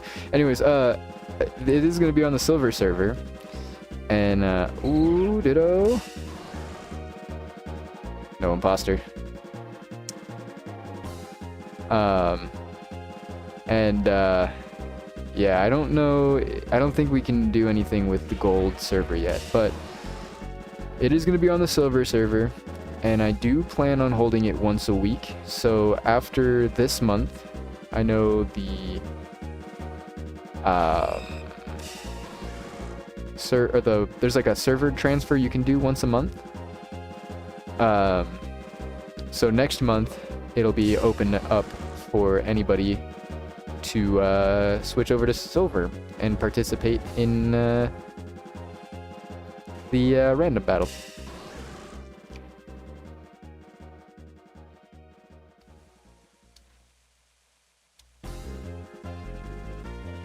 Maybe in that case we should hold it monthly. Maybe in that case we should hold it monthly. I think that might be a better idea.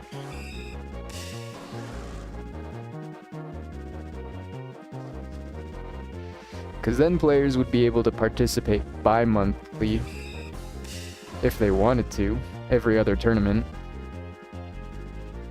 Still be able to swap back and forth. But for people who want to stay, they could do that.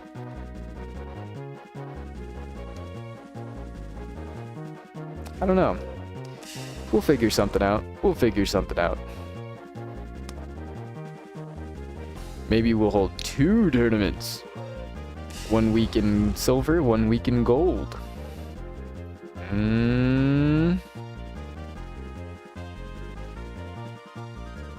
I wouldn't be able to contribute very much to the gold one, though.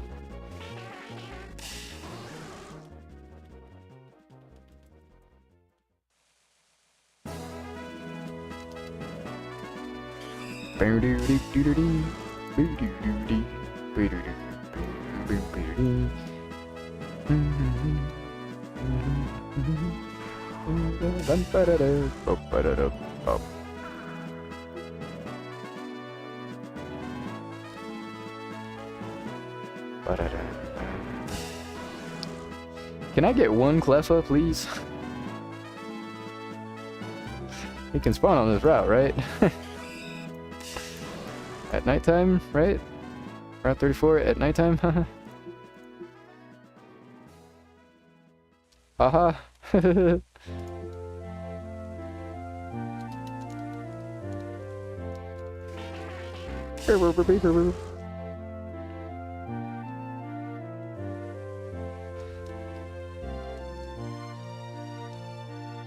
Snubble.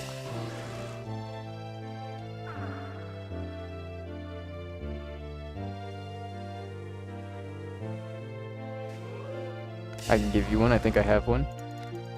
I might take you up on that. I might take you up on that. If we find a Togepi before we find a Cleffa, I might take you up on that.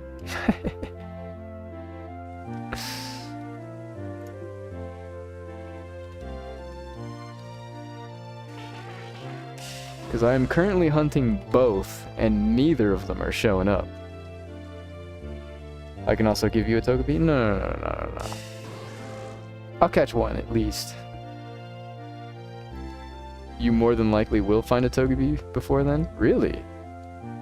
Really? Are they rarer? I mean, more common than Cleffa?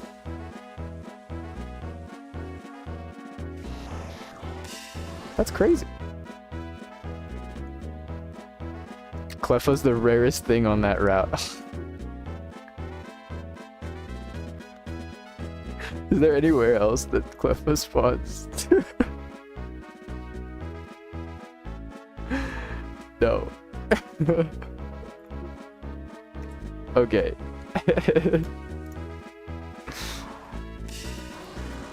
Go figure. It's okay. That's funny. That's really funny.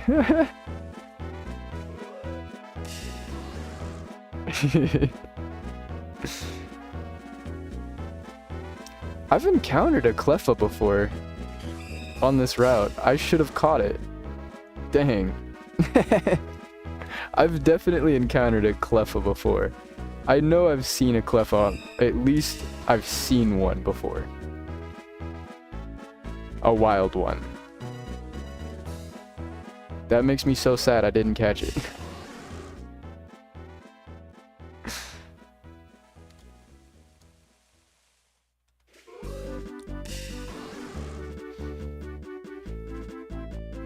That's okay though. That's okay.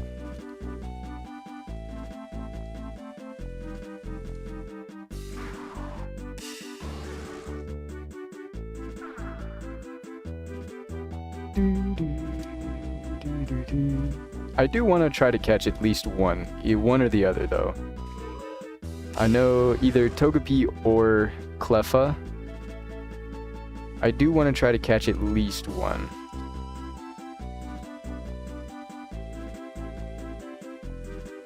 Just because I've been here farming already. I do want to at least get one of them myself.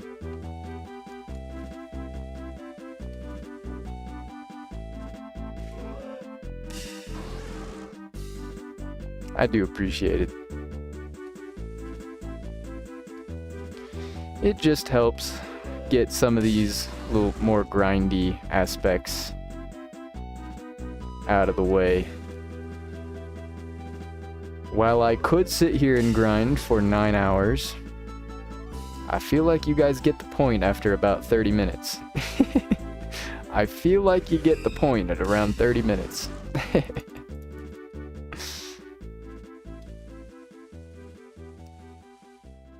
All right.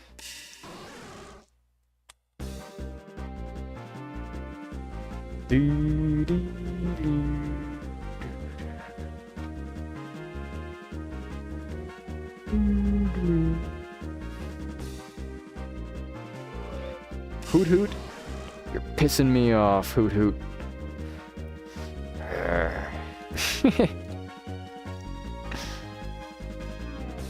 That's our third Ditto? Fourth Ditto? Insane. Crazy.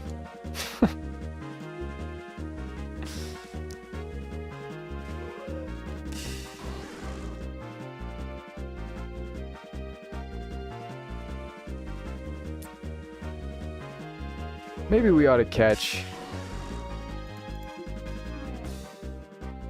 a good Ditto. Are there any like hidden can you I know there's well, okay. Hold on. Let me start over. I swear I know how to speak. I swear.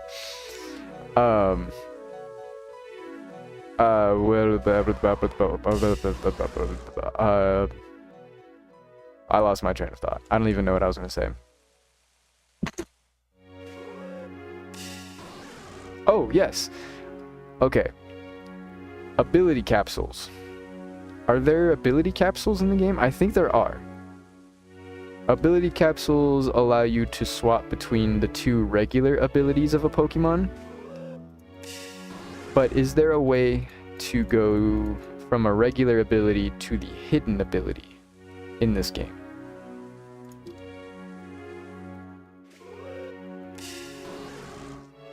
Oh, for legendaries only. Dang it. Dang it.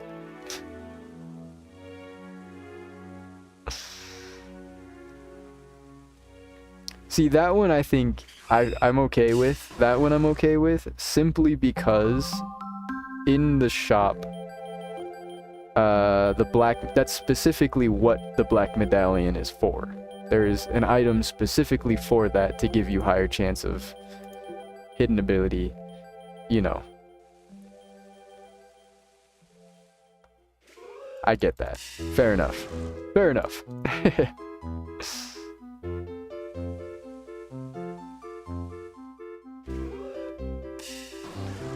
Sorry, I see you up there. Just to save you time, do you want to do the trades now? And then I'll keep farming them out, and then later on I can trade you back if you want.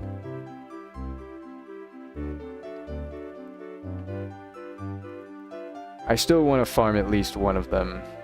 I just, you know, I don't want to waste your, time.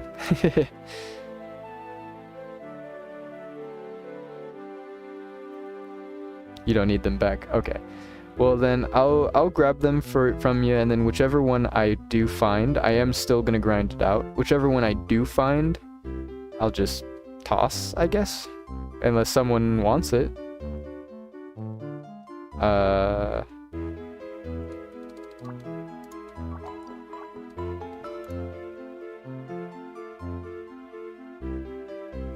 Cleffa and Togepi. I don't have any money. Thank you. Okay, so we have Cleffa and Togepi. I need to go back down there and find one myself. And then after that, we can take a look at our Cleffa and Togepi and see which one is the best one that we have, and if anybody wants a Cleffa or a Togepi, we can give it away.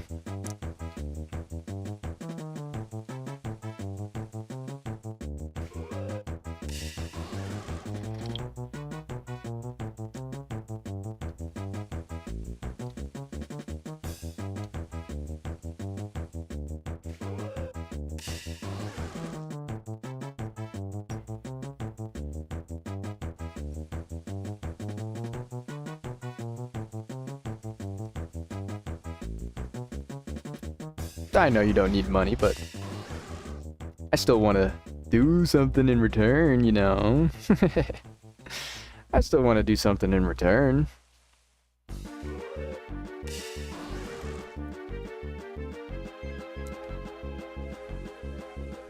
What do you guys think? Should we do a random battle?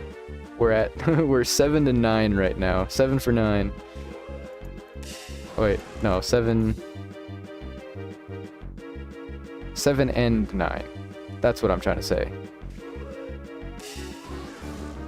We gotta clear up our rank here a bit. We're in a bit of a pickle with our random rank. Silver or gold? I'm in the silver server. I am in the silver server. If you want, I could buy that Heracross off you. How about for the Cleffa and the Togepi, since they are very rare, I will give you... Actually...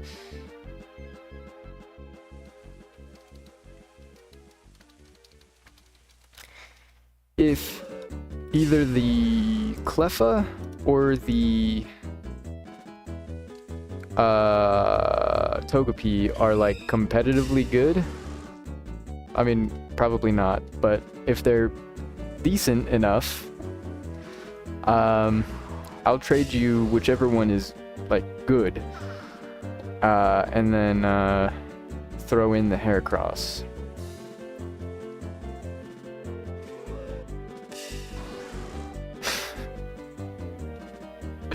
Just for doing that.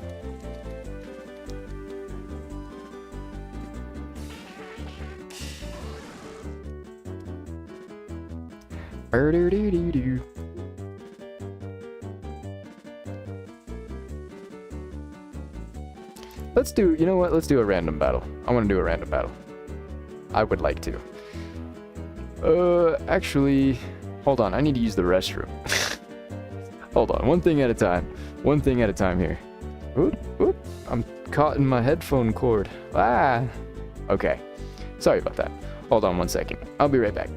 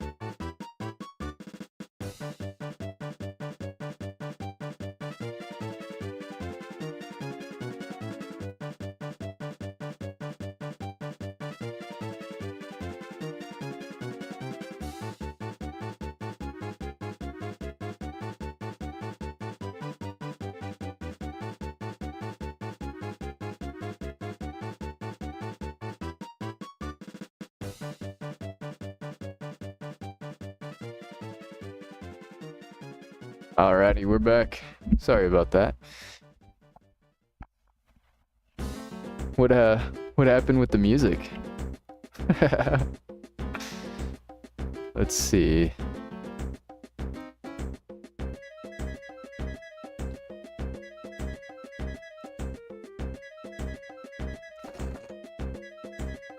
Hell yeah!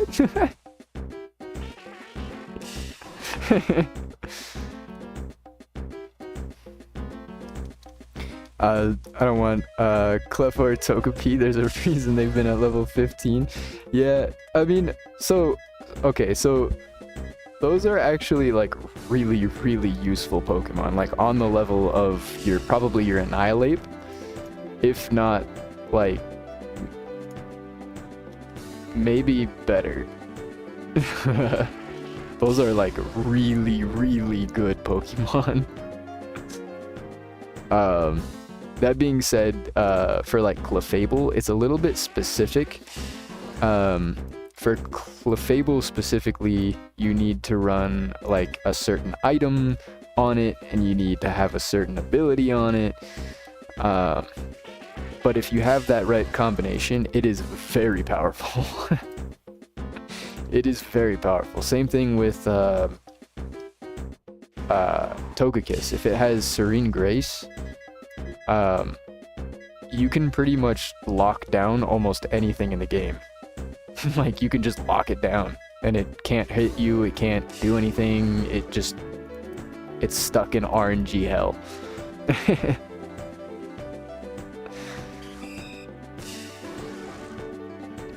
So those are like really, really, really good Pokemon.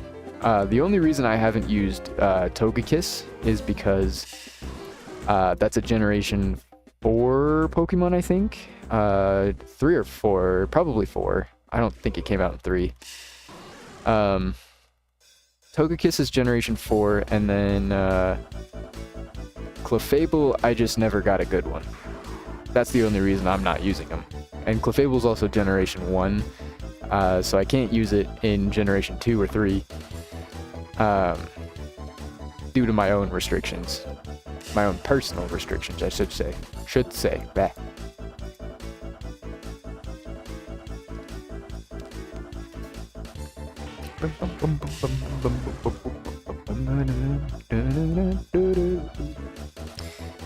For anybody not aware, my personal restriction is that I'm only able to use Pokemon native to the generation that I'm in. So since I'm in Johto, I'm only restricting myself to Generation 2 Pokemon. I do have a Parasect on my team, but that's just to be used as an HM slave, just for cut and dig and headbutt. Or maybe not headbutt. Flash. That's what it is. That's what it is. My cave boy. My cave guy. My region traveler. Love that guy. Love this guy. You want a Tyranitar from Mount Silver if I get one? Slap false swipe on it too? I would, but I don't have enough room. I do have Spore on it, just in case. I do have Spore on it. Come Goldenrod Poke Center? What for?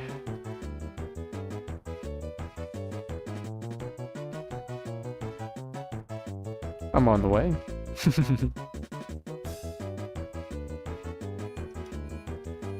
I missed.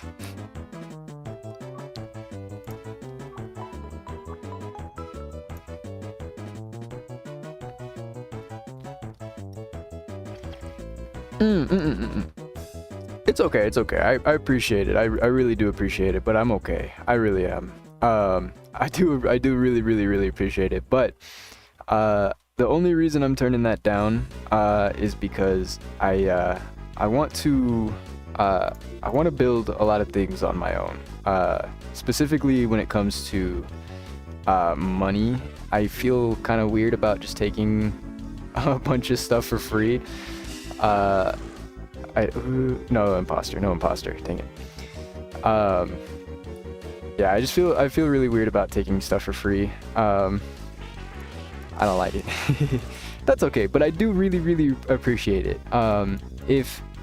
If you really wanted to give away 100k, If you want, I can set that money aside and I can do add it to like my next giveaway or something like that. But other than that, I don't want to use a bunch of money from other people. I feel weird about just taking things. The only reason I took the Cleffa and the Togepi from that person is because I'm playing through the game with them, and so we're kind of doing this together.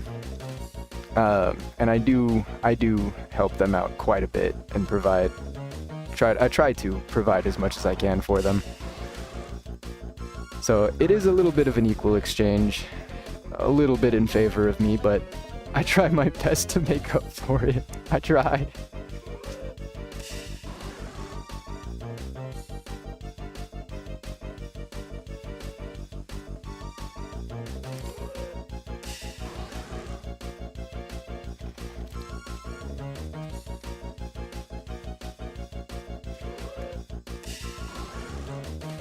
Like with this right here, I did take the, yeah, you definitely have. You've definitely given me more. But, something like this, like what I can do for you, because, you know, you grind things out all the time, what I can do for you is help you with, like, Pokemon teams, if you ever need some cash. I mean, I don't have any right now, but you know I'm good for it. You know I'm good for it. I always want to pay you for things that you do for me.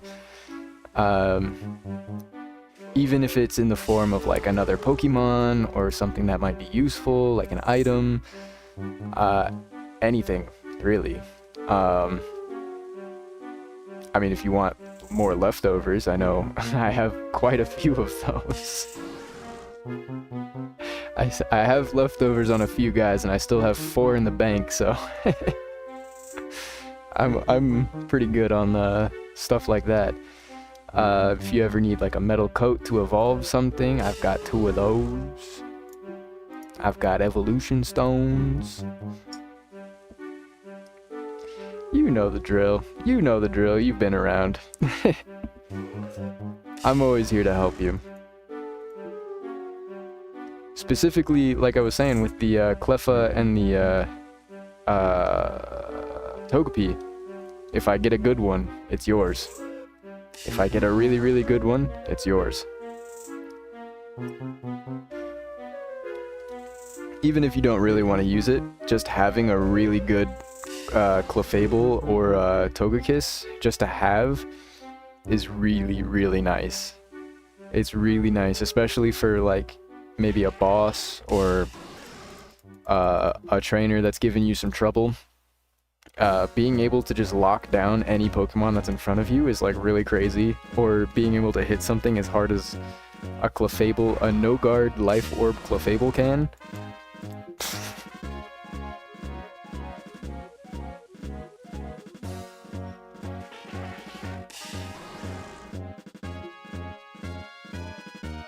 I mean, not no guard, Magic Guard. Magic Guard.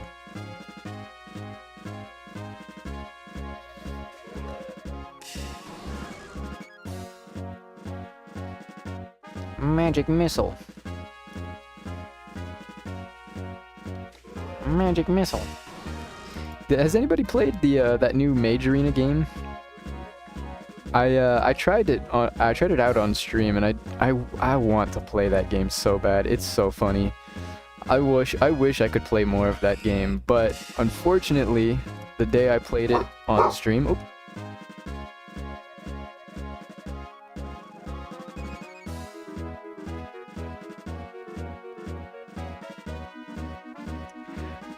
unfortunately, when I played it on stream, though, it did not quite work out. I had a lot of things going on that day. I only got to play like half of a round. Didn't even get to finish the round. And then I had to deal with my dishwasher leaking and the landlord coming in and out of the house and the dogs going crazy and maintenance on the dishwasher, and then it was just back and forth, back and forth. So I only got to play half of a round, if that. And then I realized once I got done with all of that, that Mage Arena, while sitting AFK not doing anything on the main menu, makes my my GPU run at 90 degrees Celsius. That's pretty hot. That's pretty hot. It's really, really hot. In game, I loaded into a single player, just me, nothing else going on. Single player match with just me, and my GPU ran at 95, and it was still climbing. I've never Alt F4'd something so fast in my life. I've never Alt F4'd something so fast in my life.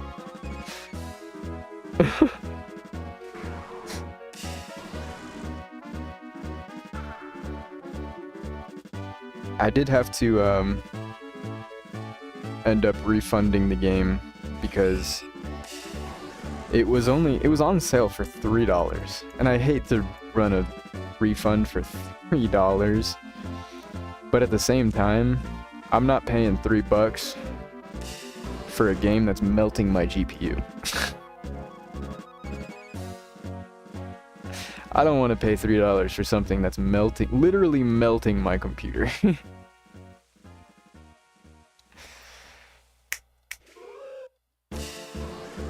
Quiz. Come on, buddy. So, unfortunately, I refunded it. I literally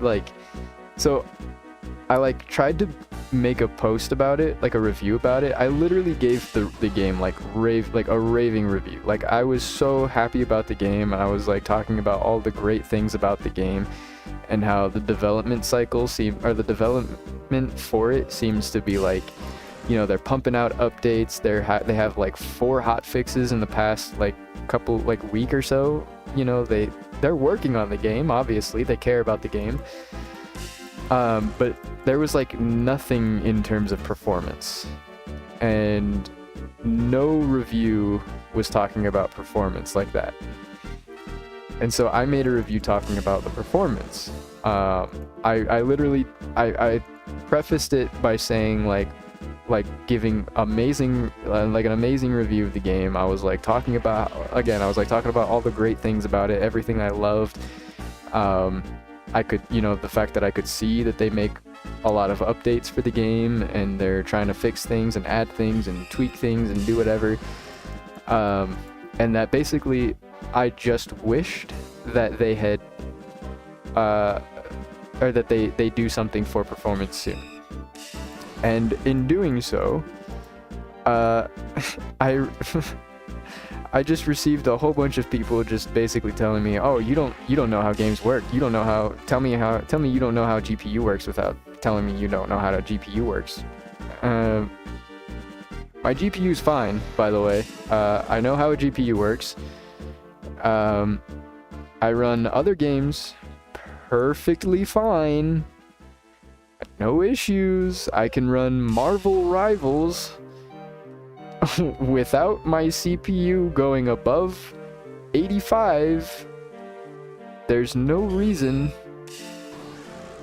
why Mage Arena on the main menu with nothing going on should be going up to 90 degrees Celsius. Marvel Rivals is a GPU intensive game. It's normal for that game to run hot. It still runs cooler than Mage Arena.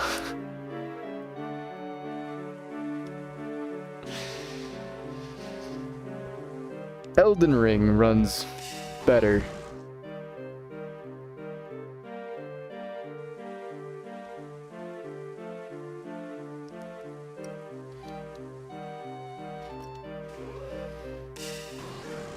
So I got mad, and I was like, all right, well, if your community is just gonna sit there and call me a shitter all day when I bring up valid things for praising your game, then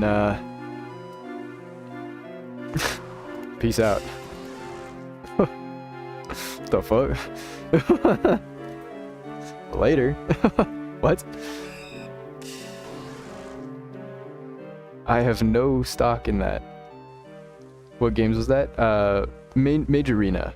It's a brand new like indie game. I don't even know how many people are working on it. It's probably only one guy, if that. I don't even know. I don't know if it's a team or not, but I would assume it's just like one guy. It's a really, really awesome indie game, and I would love to play more, but unfortunately I have a bit of an older graphics card. I don't have AI upscaling. And because of that, with modern games, if you have an older GPU, with a lot of modern games, devs don't have to care as much with certain optimizations because your GPU does it for them. The GPU handles a lot of things for them, so they can get away with a lot more in modern games, which is why a lot of what GPU do you have? I have a AMD Radeon 5700 XT, which is a really, really amazing card. It's a really great card. It's a value card right now. It's a value card now. I've had this GPU for a while, and I've repasted it. I need to repaste it, but you know, I've done maintenance on it, and I've done, you know, stuff to clean it out, you know, and I know you need to do that, but it's just, it doesn't have AI upscaling, and it doesn't have a lot of things built in, like some of the NVIDIA graphics. I mean, I hate to use NVIDIA because I don't really like NVIDIA anymore.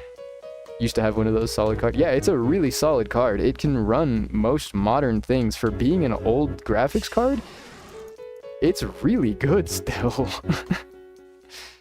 For being an old graphics card, it is still really, really good. So if you're ever in the market, take a look at that. Take a look at those. But it is an older one, so it doesn't have a lot of the features that newer graphics card does, which is why if you also have an older graphics card, you might notice that modern games will at random just run like crap for you. Some modern games will run perfectly fine, while others run like absolute doggy doo-doo. The reason for that is because of things like AI upscaling. It allows developers who don't particularly care as much to not have to care as much. And they can cut a lot of corners because the GPU will handle things and take care of it for them. What I'm assuming is the case is that this is what's happening on Majorina, because there's no other reason I can think of that would cause my GPU to heat up to that degree, while other modern games like Monster Hunter Wilds and Marvel Rivals run perfectly fine. There's no reason for that to happen.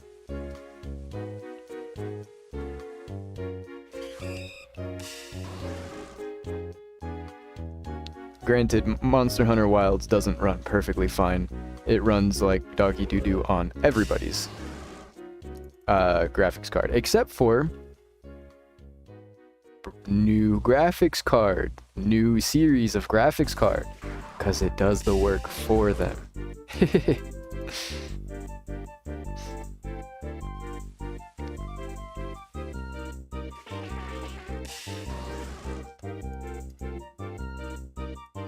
It runs really bad for you too. Yeah. Well, you play on a laptop, don't you? Or do you have a desktop? I don't remember.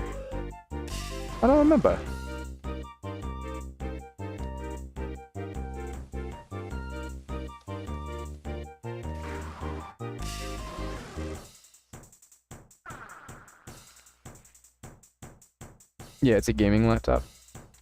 Yeah, I would say honestly, even with a gaming laptop, unless it's like a brand new series of gaming laptop, it probably doesn't run some modern games very well.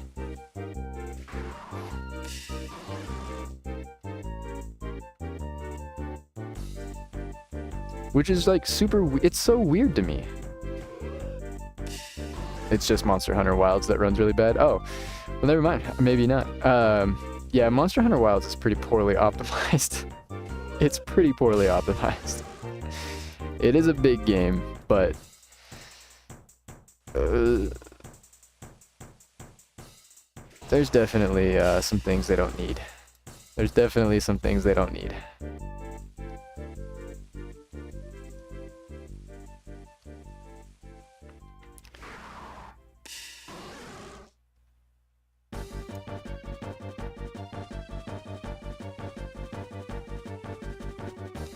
I may not know all of the ins and outs of GPUs and like CPUs and you know, motherboards and everything, all the tech junky stuff, but I know a decent bit. I know enough. I know enough. Pretty much every game I own runs very well with graphics set to epic or however high they'll go, but Monster Hunter Wilds runs horribly even on low settings. And I hate to say it, but as the gaming industry releases more games, which they will, more and more games are gonna run like that. More and more games are gonna run like that specifically.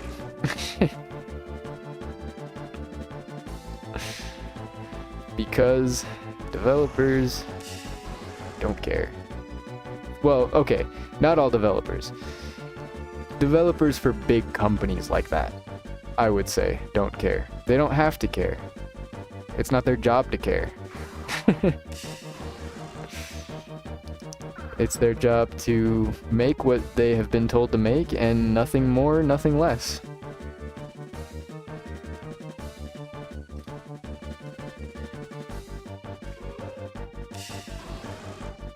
And the people above them don't know enough to do anything about it. They don't see it as a problem. Just buy a new computer, forehead. Duh.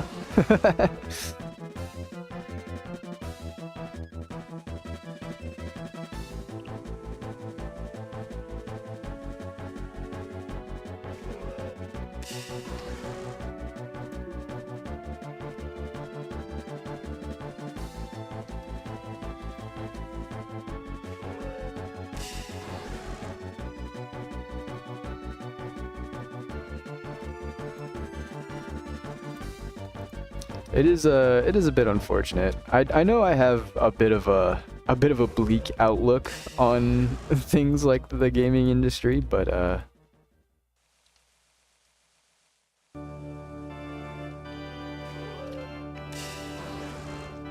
I to be honest haven't been given a reason to be positive about it. To be honest, if we're being perfectly honest, every time I try to be hopeful for the gaming industry, you know? I don't even have to complete that sentence. I don't even have to complete that sentence.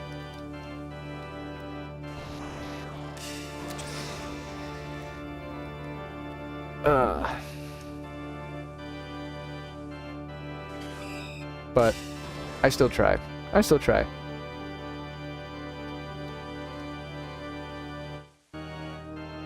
Imposter? Imposter? Imposter? No. Dang it.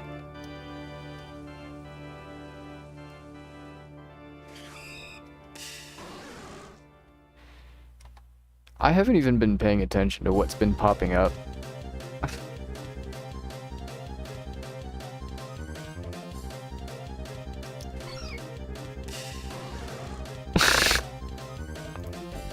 What are the chances of that? That's awesome.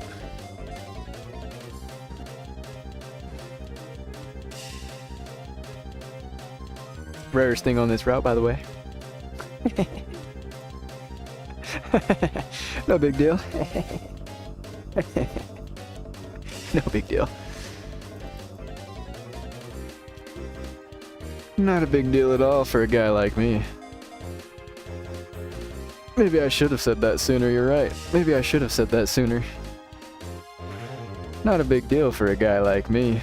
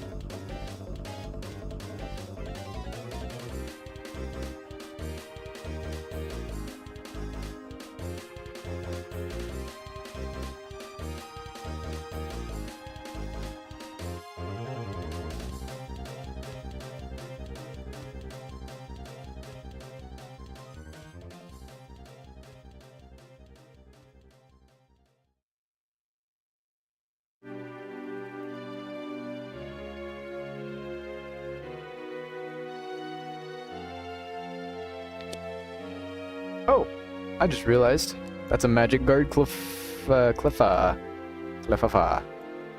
Sorry, I was texting my brother. That's not terrible. Yes it is.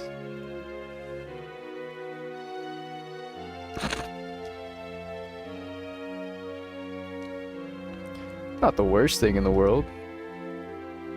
Not the worst thing.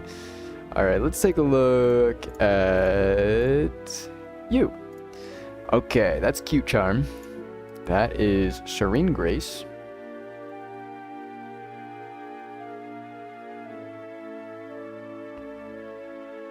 Hey, yo.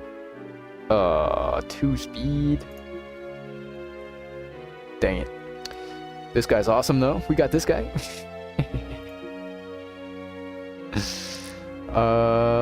Okay. Well, we got those guys. What else are we missing?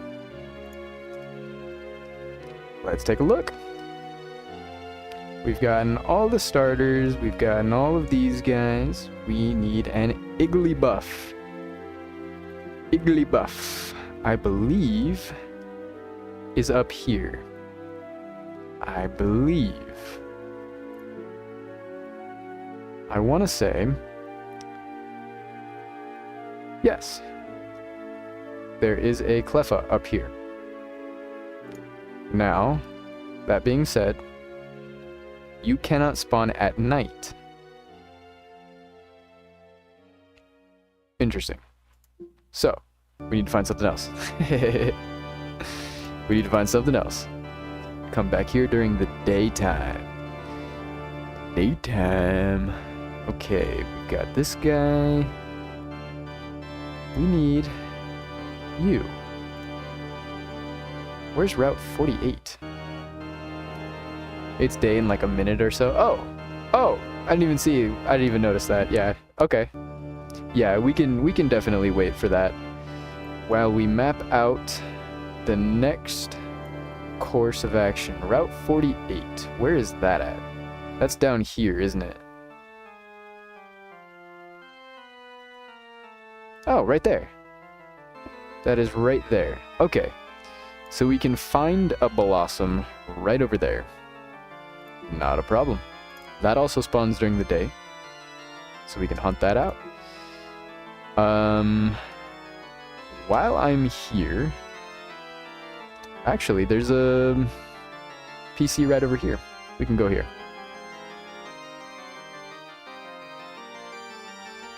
There is a PC right here.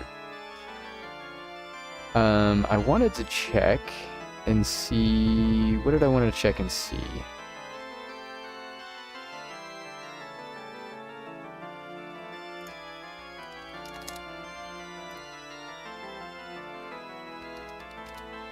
Okay.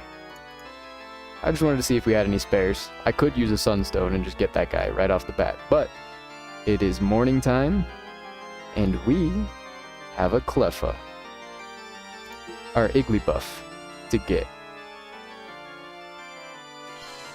I think we also need Elekid, right? Or is that Generation 4? Is that Generation 4? I think that's Generation 4.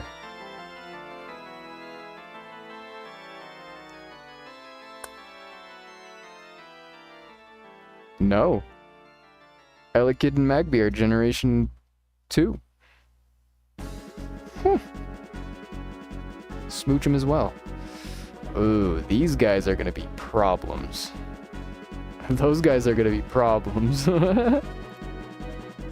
Oh, you can't just catch a Hitmontop? Oh. That's a pain in the butt. You have access to Mount Silver now. Ooh, that's right. We can go to Mount Silver. What else is down there? Larvitar as well.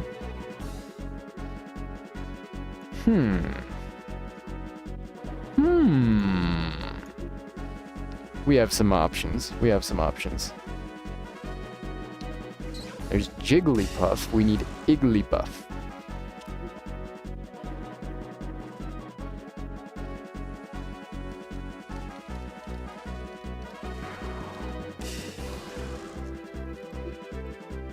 Don't ask me how I know the spawns offhand. Hey, you know, when you play the game for enough time, things like this just become second nature. Trust me, there is nothing you can do to scare me away from too much playtime. To be honest, I have probably more hours in a game. Hey, there's Igglybuff. More hours into MapleStory than most people have ever put into a game, period. I probably have more hours than most people on any game, period.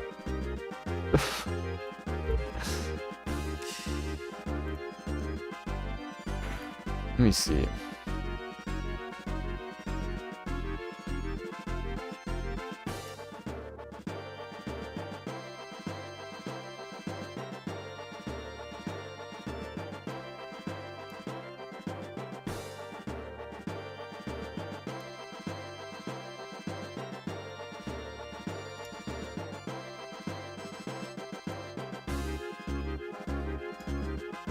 Yeah, the game doesn't even... I haven't played it in a while, so it doesn't even register on my thing anymore. But... the last time I checked was several years ago. Several years ago. Keep that in mind. And, I had over 10,000 hours.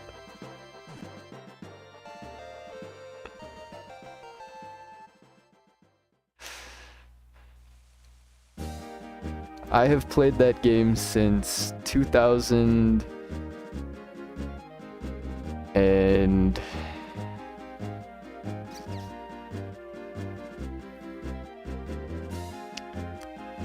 2014, 2013.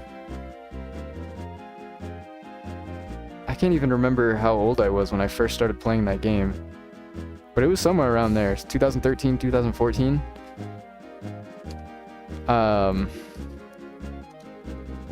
And I've never stopped. I've never stopped.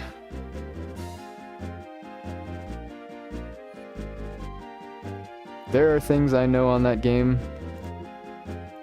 that I could probably do blindfolded, to be honest. I could just do things blindfolded on that game for the most part.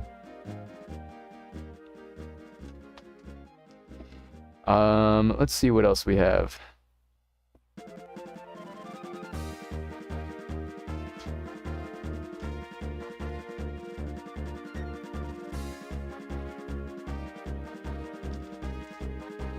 Oh wait, we're in Kanto.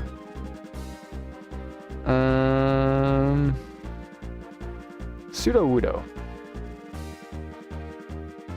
Sudowoodo can be at the Lake of Rage or Route 36. Where is 36 at? Right there. Wait, is that just the static encounter for Sudowoodo though? Or can he actually be there?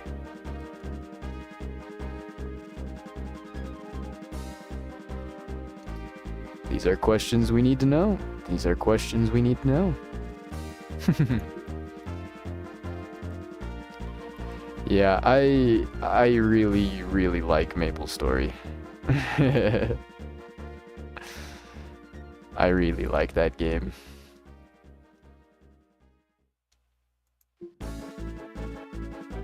Pretty sure it has a spawn there. Excellent. Excellent. You know.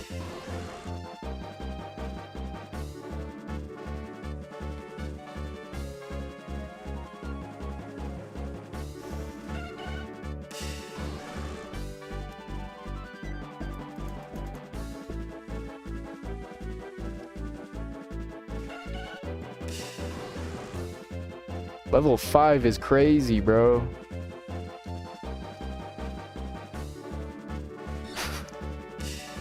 That guy was level 5.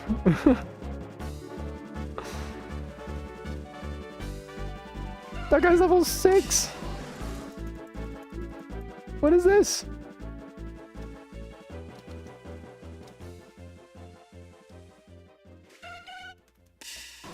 How weird.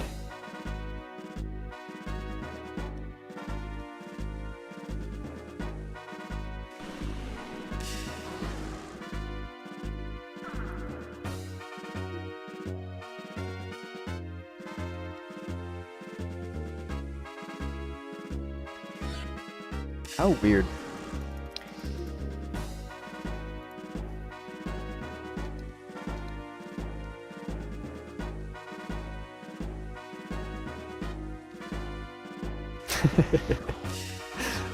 Me and the gang.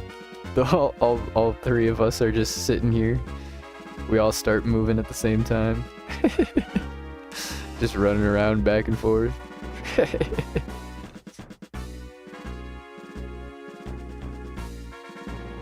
We all have our own patterns. That guy's on the bottom path. I'm circling around. The guy on the top is just going on the top path. We've all got our patterns.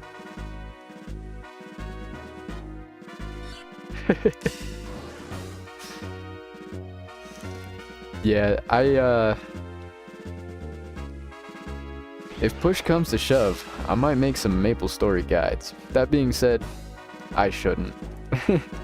There's a lot that I know about the game, but there's not a whole lot that hasn't already been said.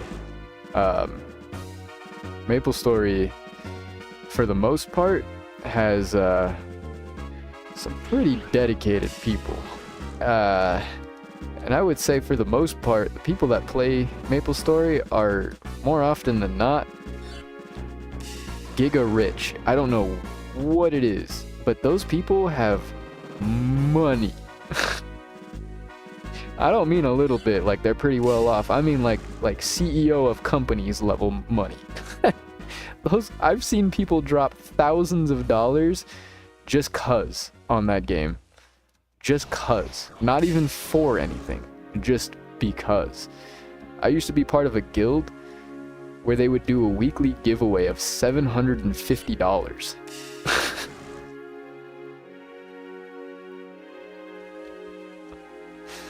Weekly.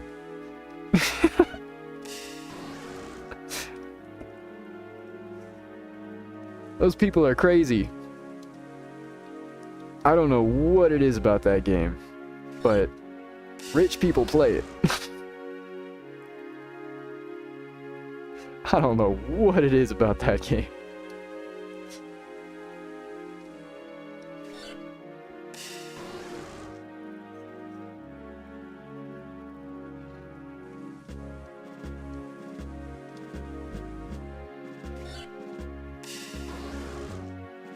We are on the hunt for a Sudowoodo. Sudowoodo.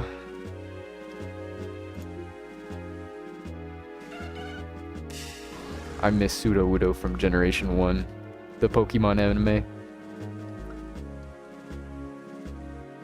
Sudowoodo. Right? It was Generation 1, wasn't it? Brock had a Sudowoodo? Or not Generation 1. That was Generation 2. Right? What generation did Brock have a Pseudo Udo?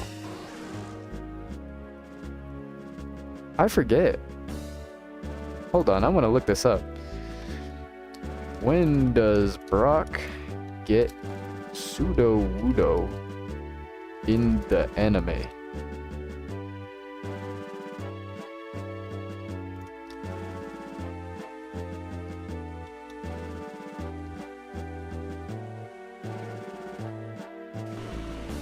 That's in Diamond and Pearl?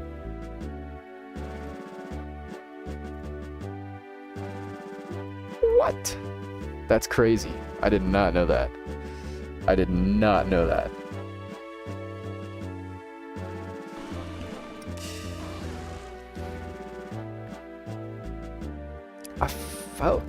I thought he had it sooner. That's crazy. That is really crazy to me.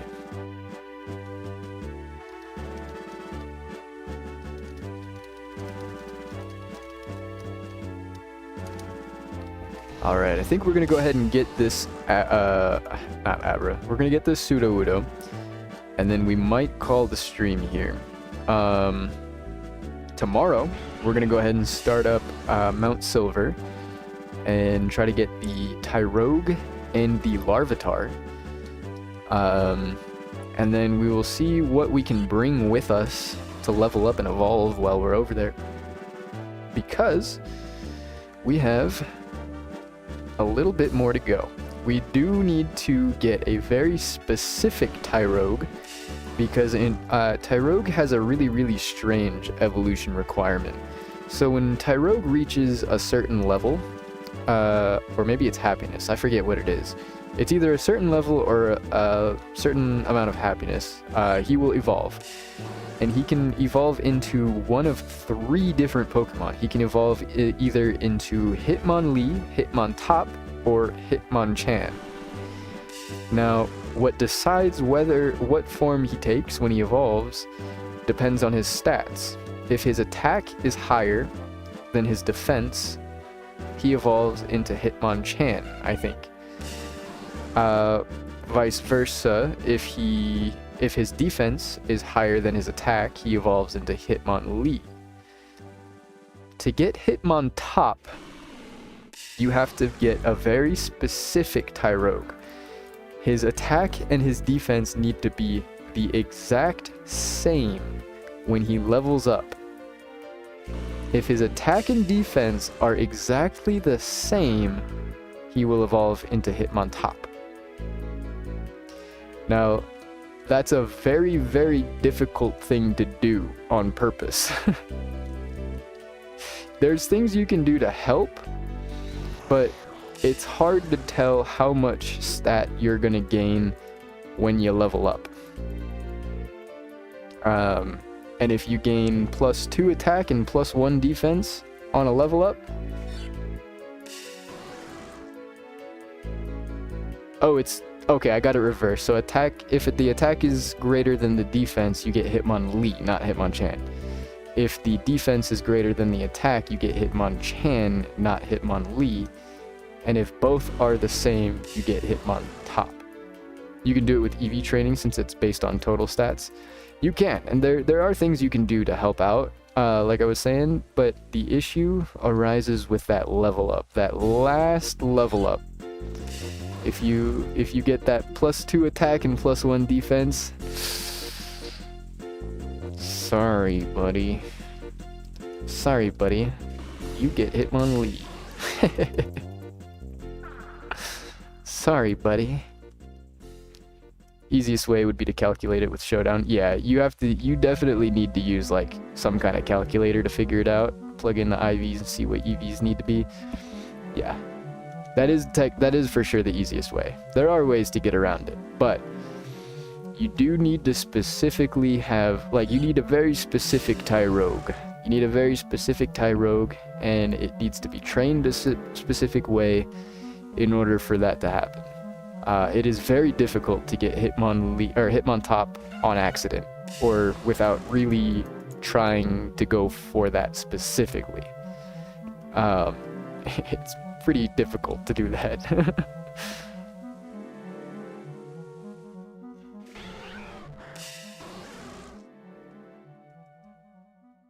Not impossible, just a bit difficult. Not impossible though. But we will go ahead and do that next stream. This stream, we're going to catch ourselves a pseudo-wudo and finish off a decent little chunk of our living decks. We did a bunch of training yesterday while we were getting some money around the region. We got all of the starters finished, and then we worked on some random Pokemon like Furret, Xatu,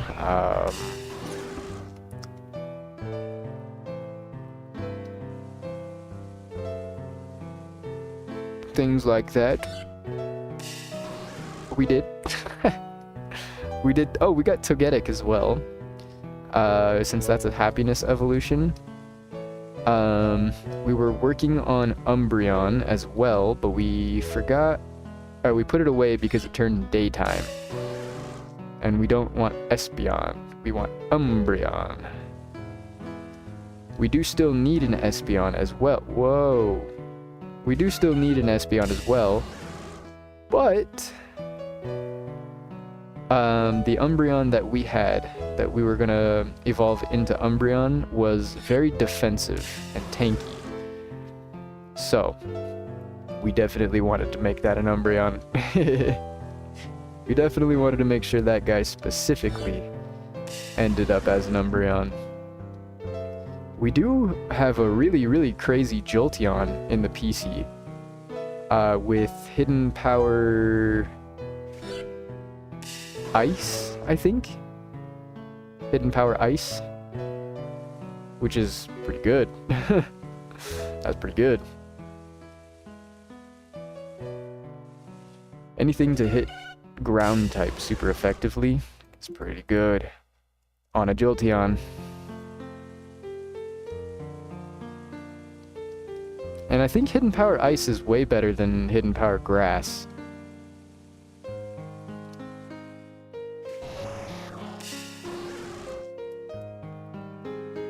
It doesn't let you hit the rock types super effectively, but it lets you hit a lot more things super effectively. And most rock types are also part ground type. Well, most ground types are also part rock type, I guess, so vice versa, you know? For the most part, you should be okay with hidden power Ice. For the most part.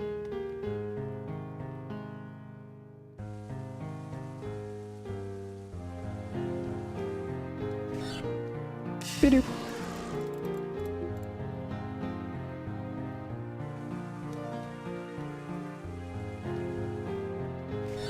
Be-doop.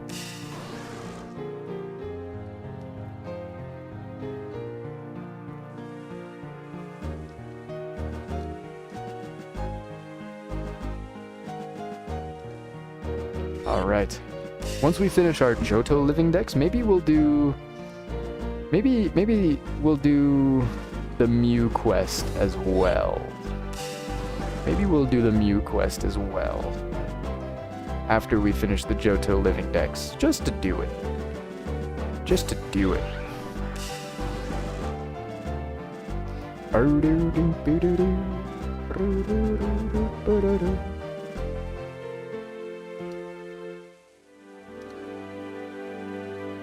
I've been writing a script for a new player guide for Pokemon Revolution Online. I have a pretty decent script going right now. That's the quest where you need the level 100 team. Oh. Maybe we'll do that after Johto. Maybe we'll do that after Hoenn. Just to be safe. Maybe we'll do that after Hoenn. But, what I was saying though,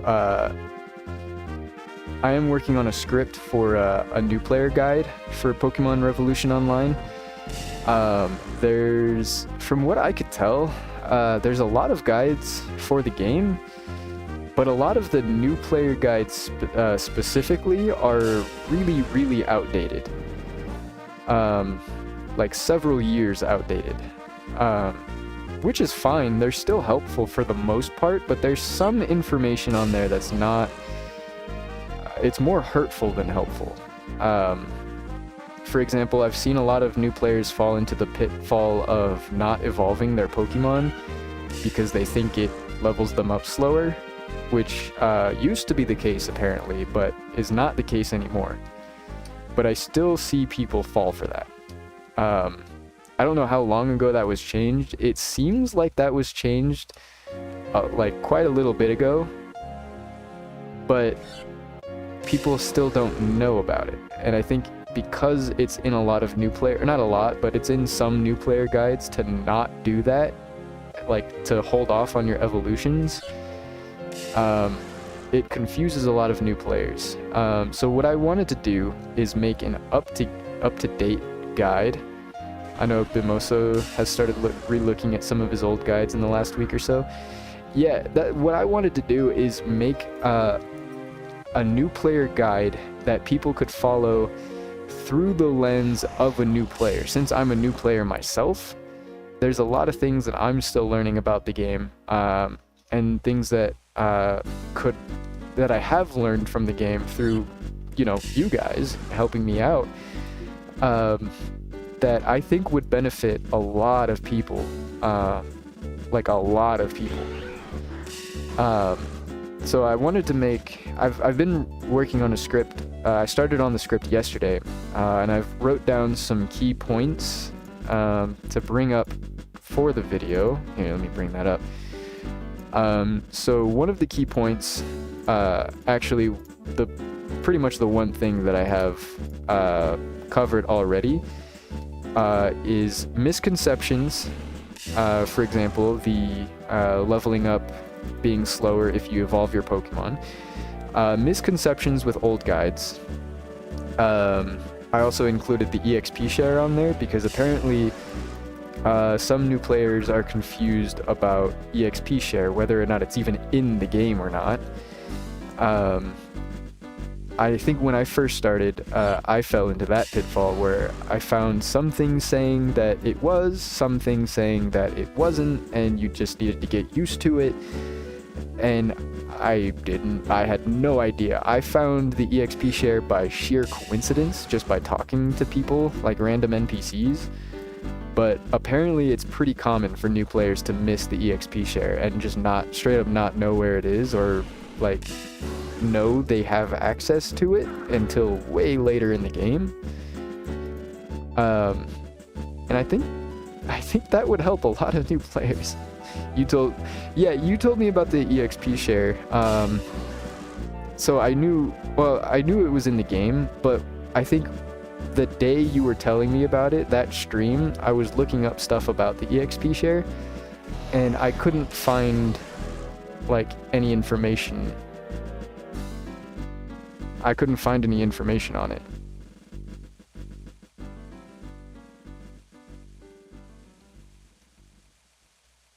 There was something about it that confused me. I don't remember what it was, but there was something about it that confused me. I do remember being very confused about EXP share, whether or not we could even use it.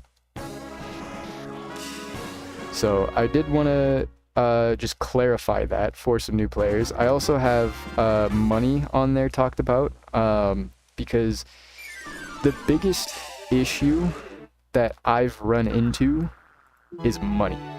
As a new player, there are so many money sinks in the game that are built on the idea that you have already completed the current content.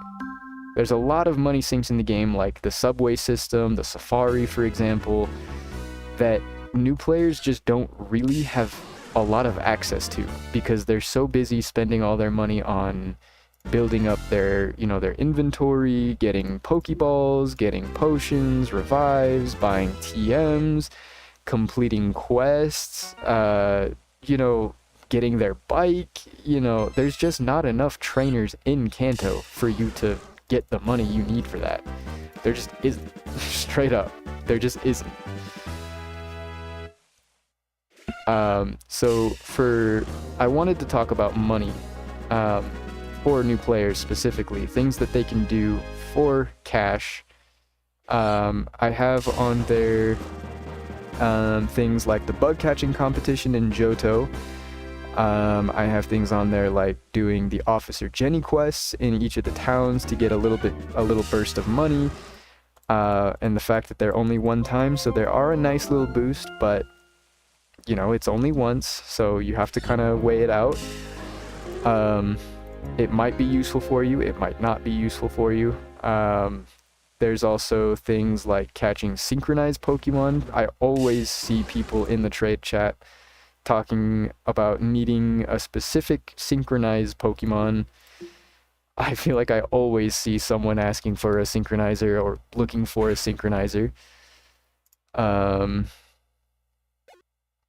let's switch up.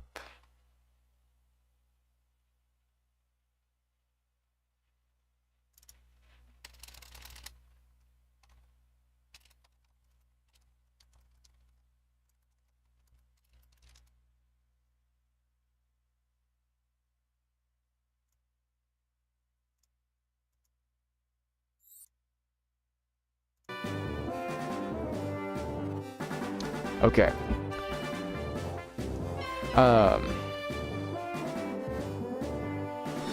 Yeah, I have a bunch of stuff on there for new players to get money through trading. I'm also trying to encourage new players to actually use the trade chat, simply because I didn't want to go too much into detail on like things that people can do, things that people can catch to make money to sell to other players, because obviously the thing about guides is that they're going to be outdated eventually, and I don't want, to advise, thousands of people or hundreds of people to look at like Abra, for example, and then now all of a sudden Abra is worthless. And now, Abra is worthless and someone goes to try to sell a synchronized Pokemon and it's worth nothing. They can't get anything out of it.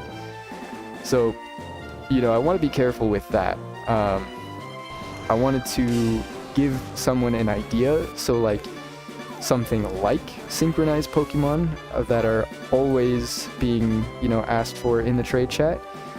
But I'm trying to instill on the watcher that while that is an option, there are a lot of options that you can go about doing for that specifically. It doesn't need to be synchronized specifically. The best thing that a player can do for themselves is to communicate, to talk to people. Use the all chat, use the trade chat, use the, whatever chat. Try to find someone who can give you a better idea of what to do. Maybe you find someone who's looking for something specific in Kanto. You can catch it for them for a fee. Something like that. Interact with other players and get a feel for things that you can do yourself, things that you would be willing to do. Whether that's catching a Pokemon for someone else, or if you like to grind for a long time, maybe try to grind out like a hidden ability Pokemon. Something that you see pretty often. You see you see Beedrill pop up all the time. I just saw Beedrill. Right there. You see Beedrill pop up all the time, for example, maybe. Look at the Beedrills. See what stats are on the Beedrills that you see advertised for, and go for that. Go for that. Try that.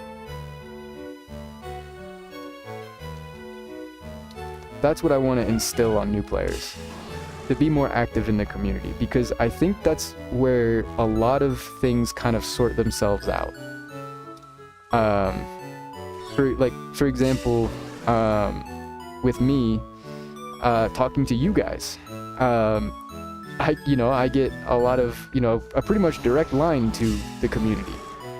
And so whenever I'm doing something that can be corrected, or, if someone wants to help out, someone usually does. Someone usually does. It's an extremely helpful community. It is an extremely helpful community. So, getting more people involved in that community, I think would help a lot of new players out. I think a lot of new players don't realize how helpful the community is. Because a lot of other communities aren't like this. A lot of other communities like to gatekeep. Especially in competitive games like Pokemon. You know, people like to gatekeep. They like being the most powerful and keeping it that way. But it doesn't seem to be the case in here. People very often try to help build each other up. Very, very, very frequently.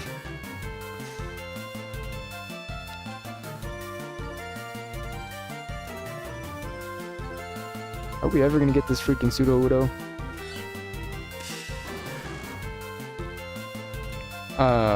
I also have on there the Cut HM.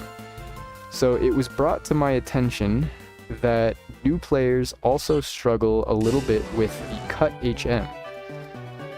Getting or completing the quest for Cut.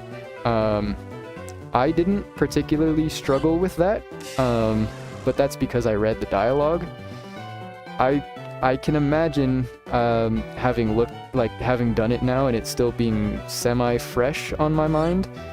I can imagine if someone skips dialogue, they might be pretty confused, because there was a few lines that I skipped myself that confused the heck out of me, and I didn't really know what I was doing. I just kind of had a general gist of what to do because I skimmed the dialogue. But if someone skips through all the dialogue and doesn't know that's important, because nothing really thus far had been that important to where you need to pay attention to the dialogue to figure out what you need to do, it can be a little bit confusing. It can be. I can definitely see how that can get confusing. So apparently some new players are struggling with the Cut HM quest. So maybe I should bring that up.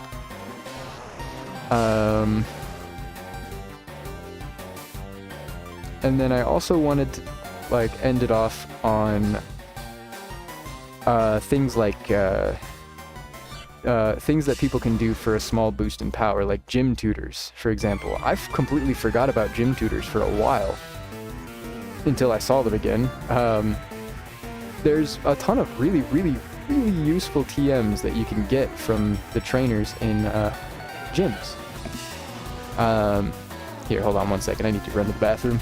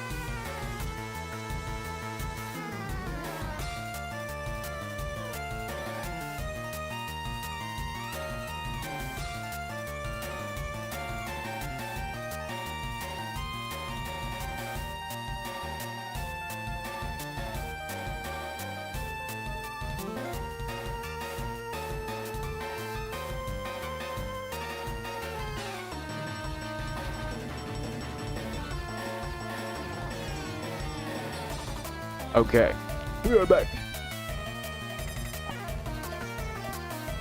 We are back.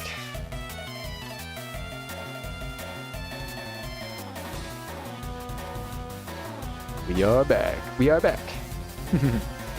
Alright, we are still looking for this Pseudo-Udo. This freaking Pseudo-Udo.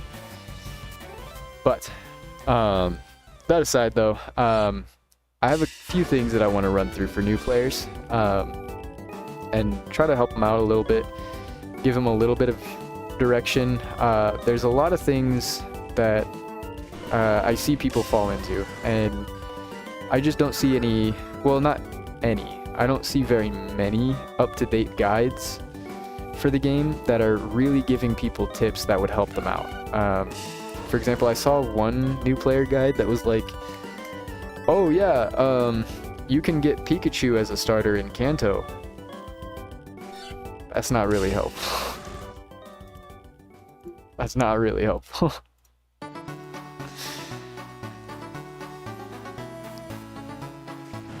It is if you like Pikachu. That's it. That's it. So, there's a few things that I want to go over.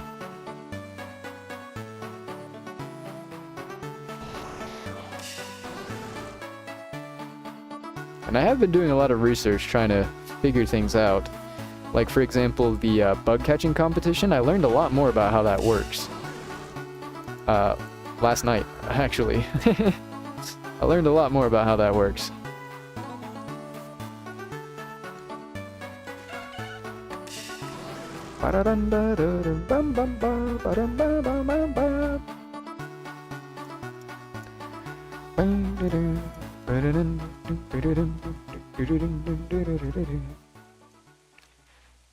Alright.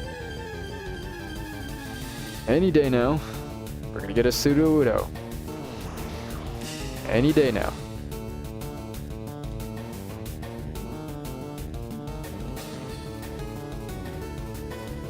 Any day now.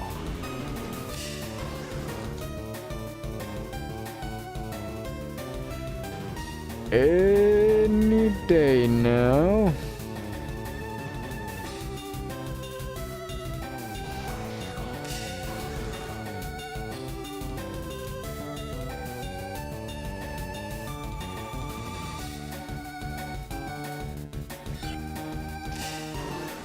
Any day now. Man, I've already complained about this thing like, what, twice? And it hasn't popped up?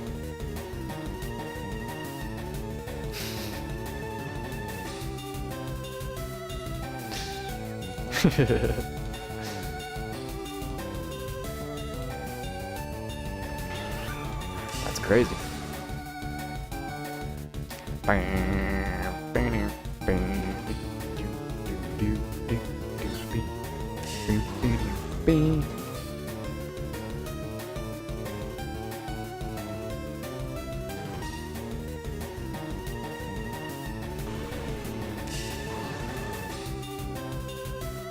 I just realized that guy's name is Red Helm and he's got a red helmet on. That's awesome. He's doing it.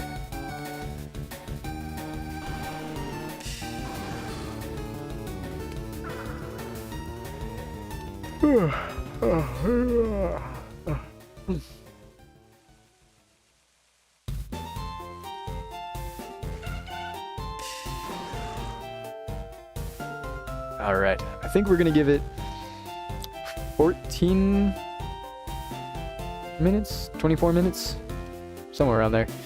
Surely we catch it in that time frame, right? Surely. Haha. Surely? Hopefully.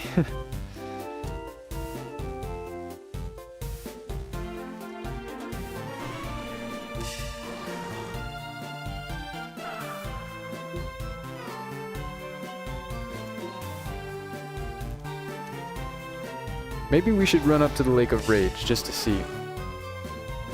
We are right there. It is right there. We could just go. Let's just go.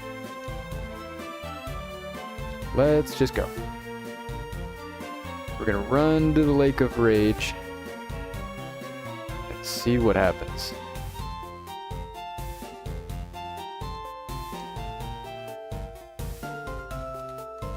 I always check to see if that magnet respawns.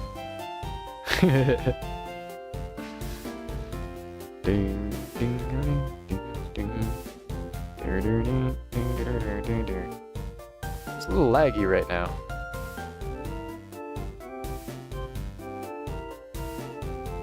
Don't do that to me.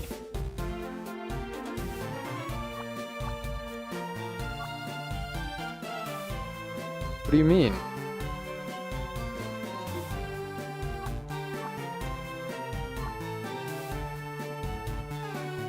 Yes, I do. What?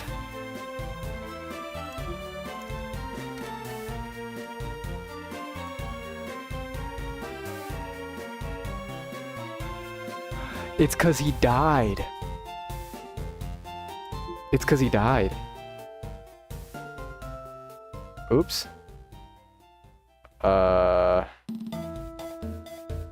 Is there a trainer in here?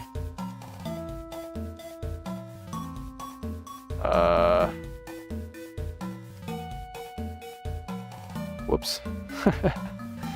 Maybe we'll slap an EXP share on you.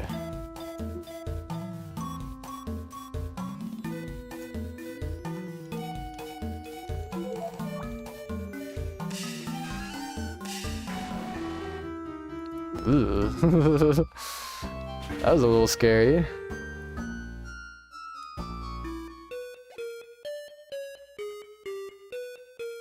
That was a little bit scary.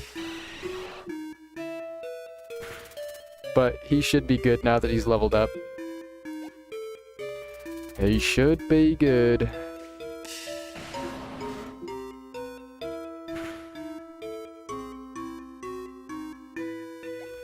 Bam, bam, boo, boo, boo, boo, boo, boo, boo, boo, boo. Bum, bum, bum, bum, bum, bum, bum, bum, bum, bum, bum, bum, bum, bum,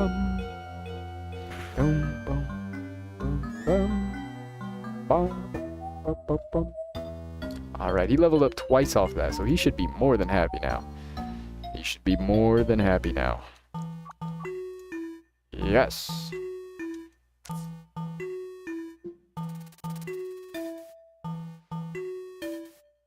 Wonder what they're farming for. Probably Heracross. Probably Heracross. If I had to guess. Route 43. I was gonna say, this is to the Lake of Rage, right?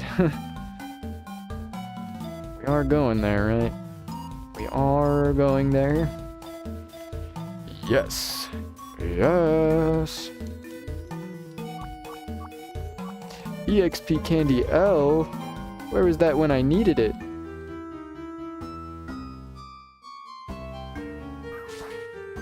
Shing. Alright, we need to find a patch of land.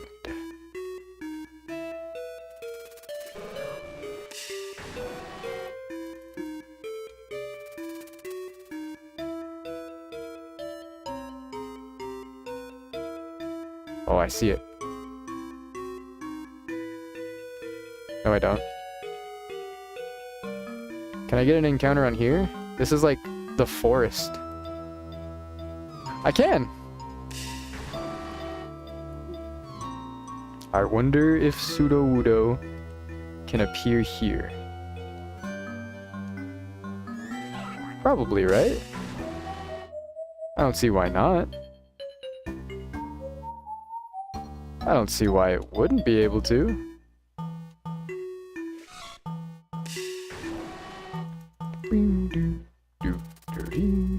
Is Girafarig? It is. I was gonna say, is Girafarig Generation 2? It is. I need to catch myself a Girafarig. Girafarig. Jerry. Gerald.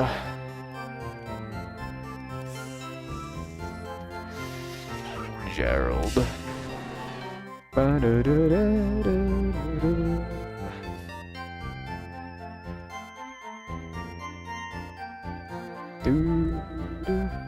Wonder what item this guy can hold.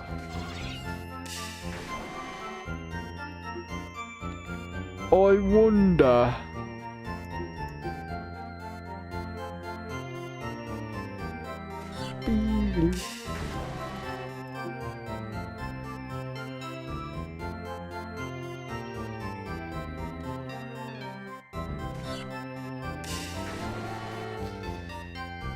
Okay.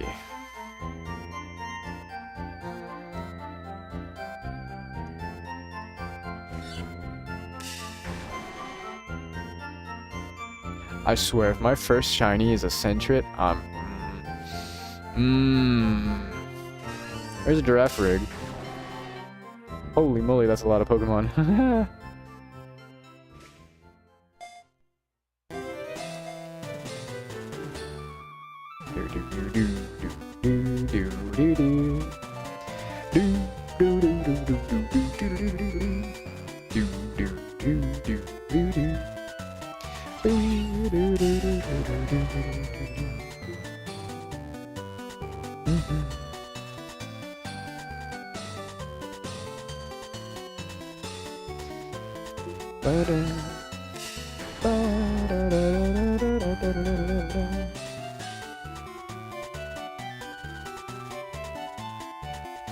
Uno! Finally.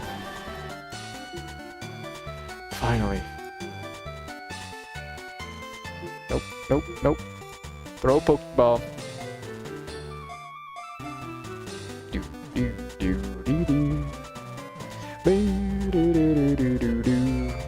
Perfect.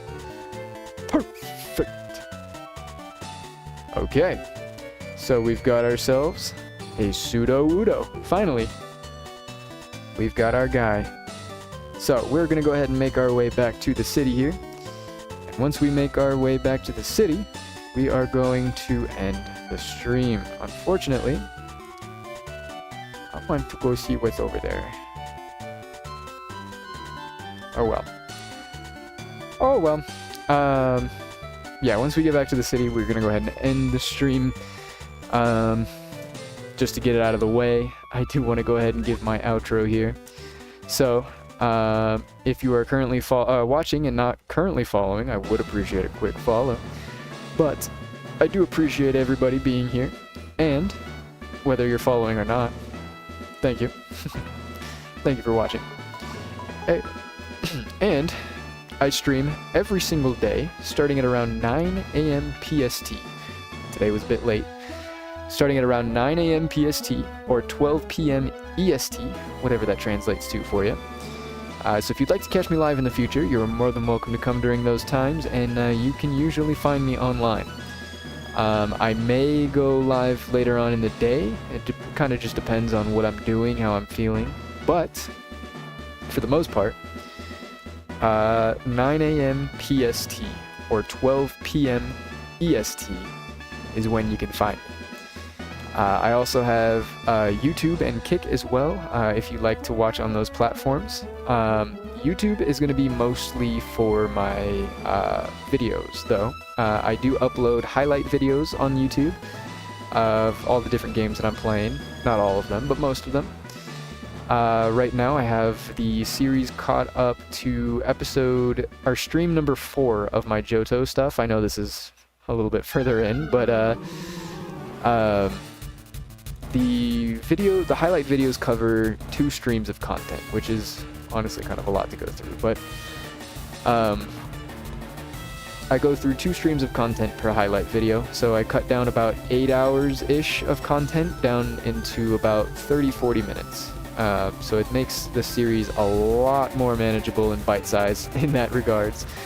So if you enjoy the content and want to catch up on anything, or if you missed anything, there's highlight videos over on YouTube that you could check out. And if they helped you out to catch up to any of the content, definitely make sure you like and subscribe and leave a comment on there. Let me know. I'd love to I'd love to know who's catching up on the series. I really would. That would be awesome. So anyways, thank you guys for watching, and I will see you tomorrow. Check out my Twitter. I am going to be posting more updates and information on the tournament that I'm going to be running. So if you're interested, definitely check that out as well. All right. Again, thank you guys for watching, and I will see you guys tomorrow.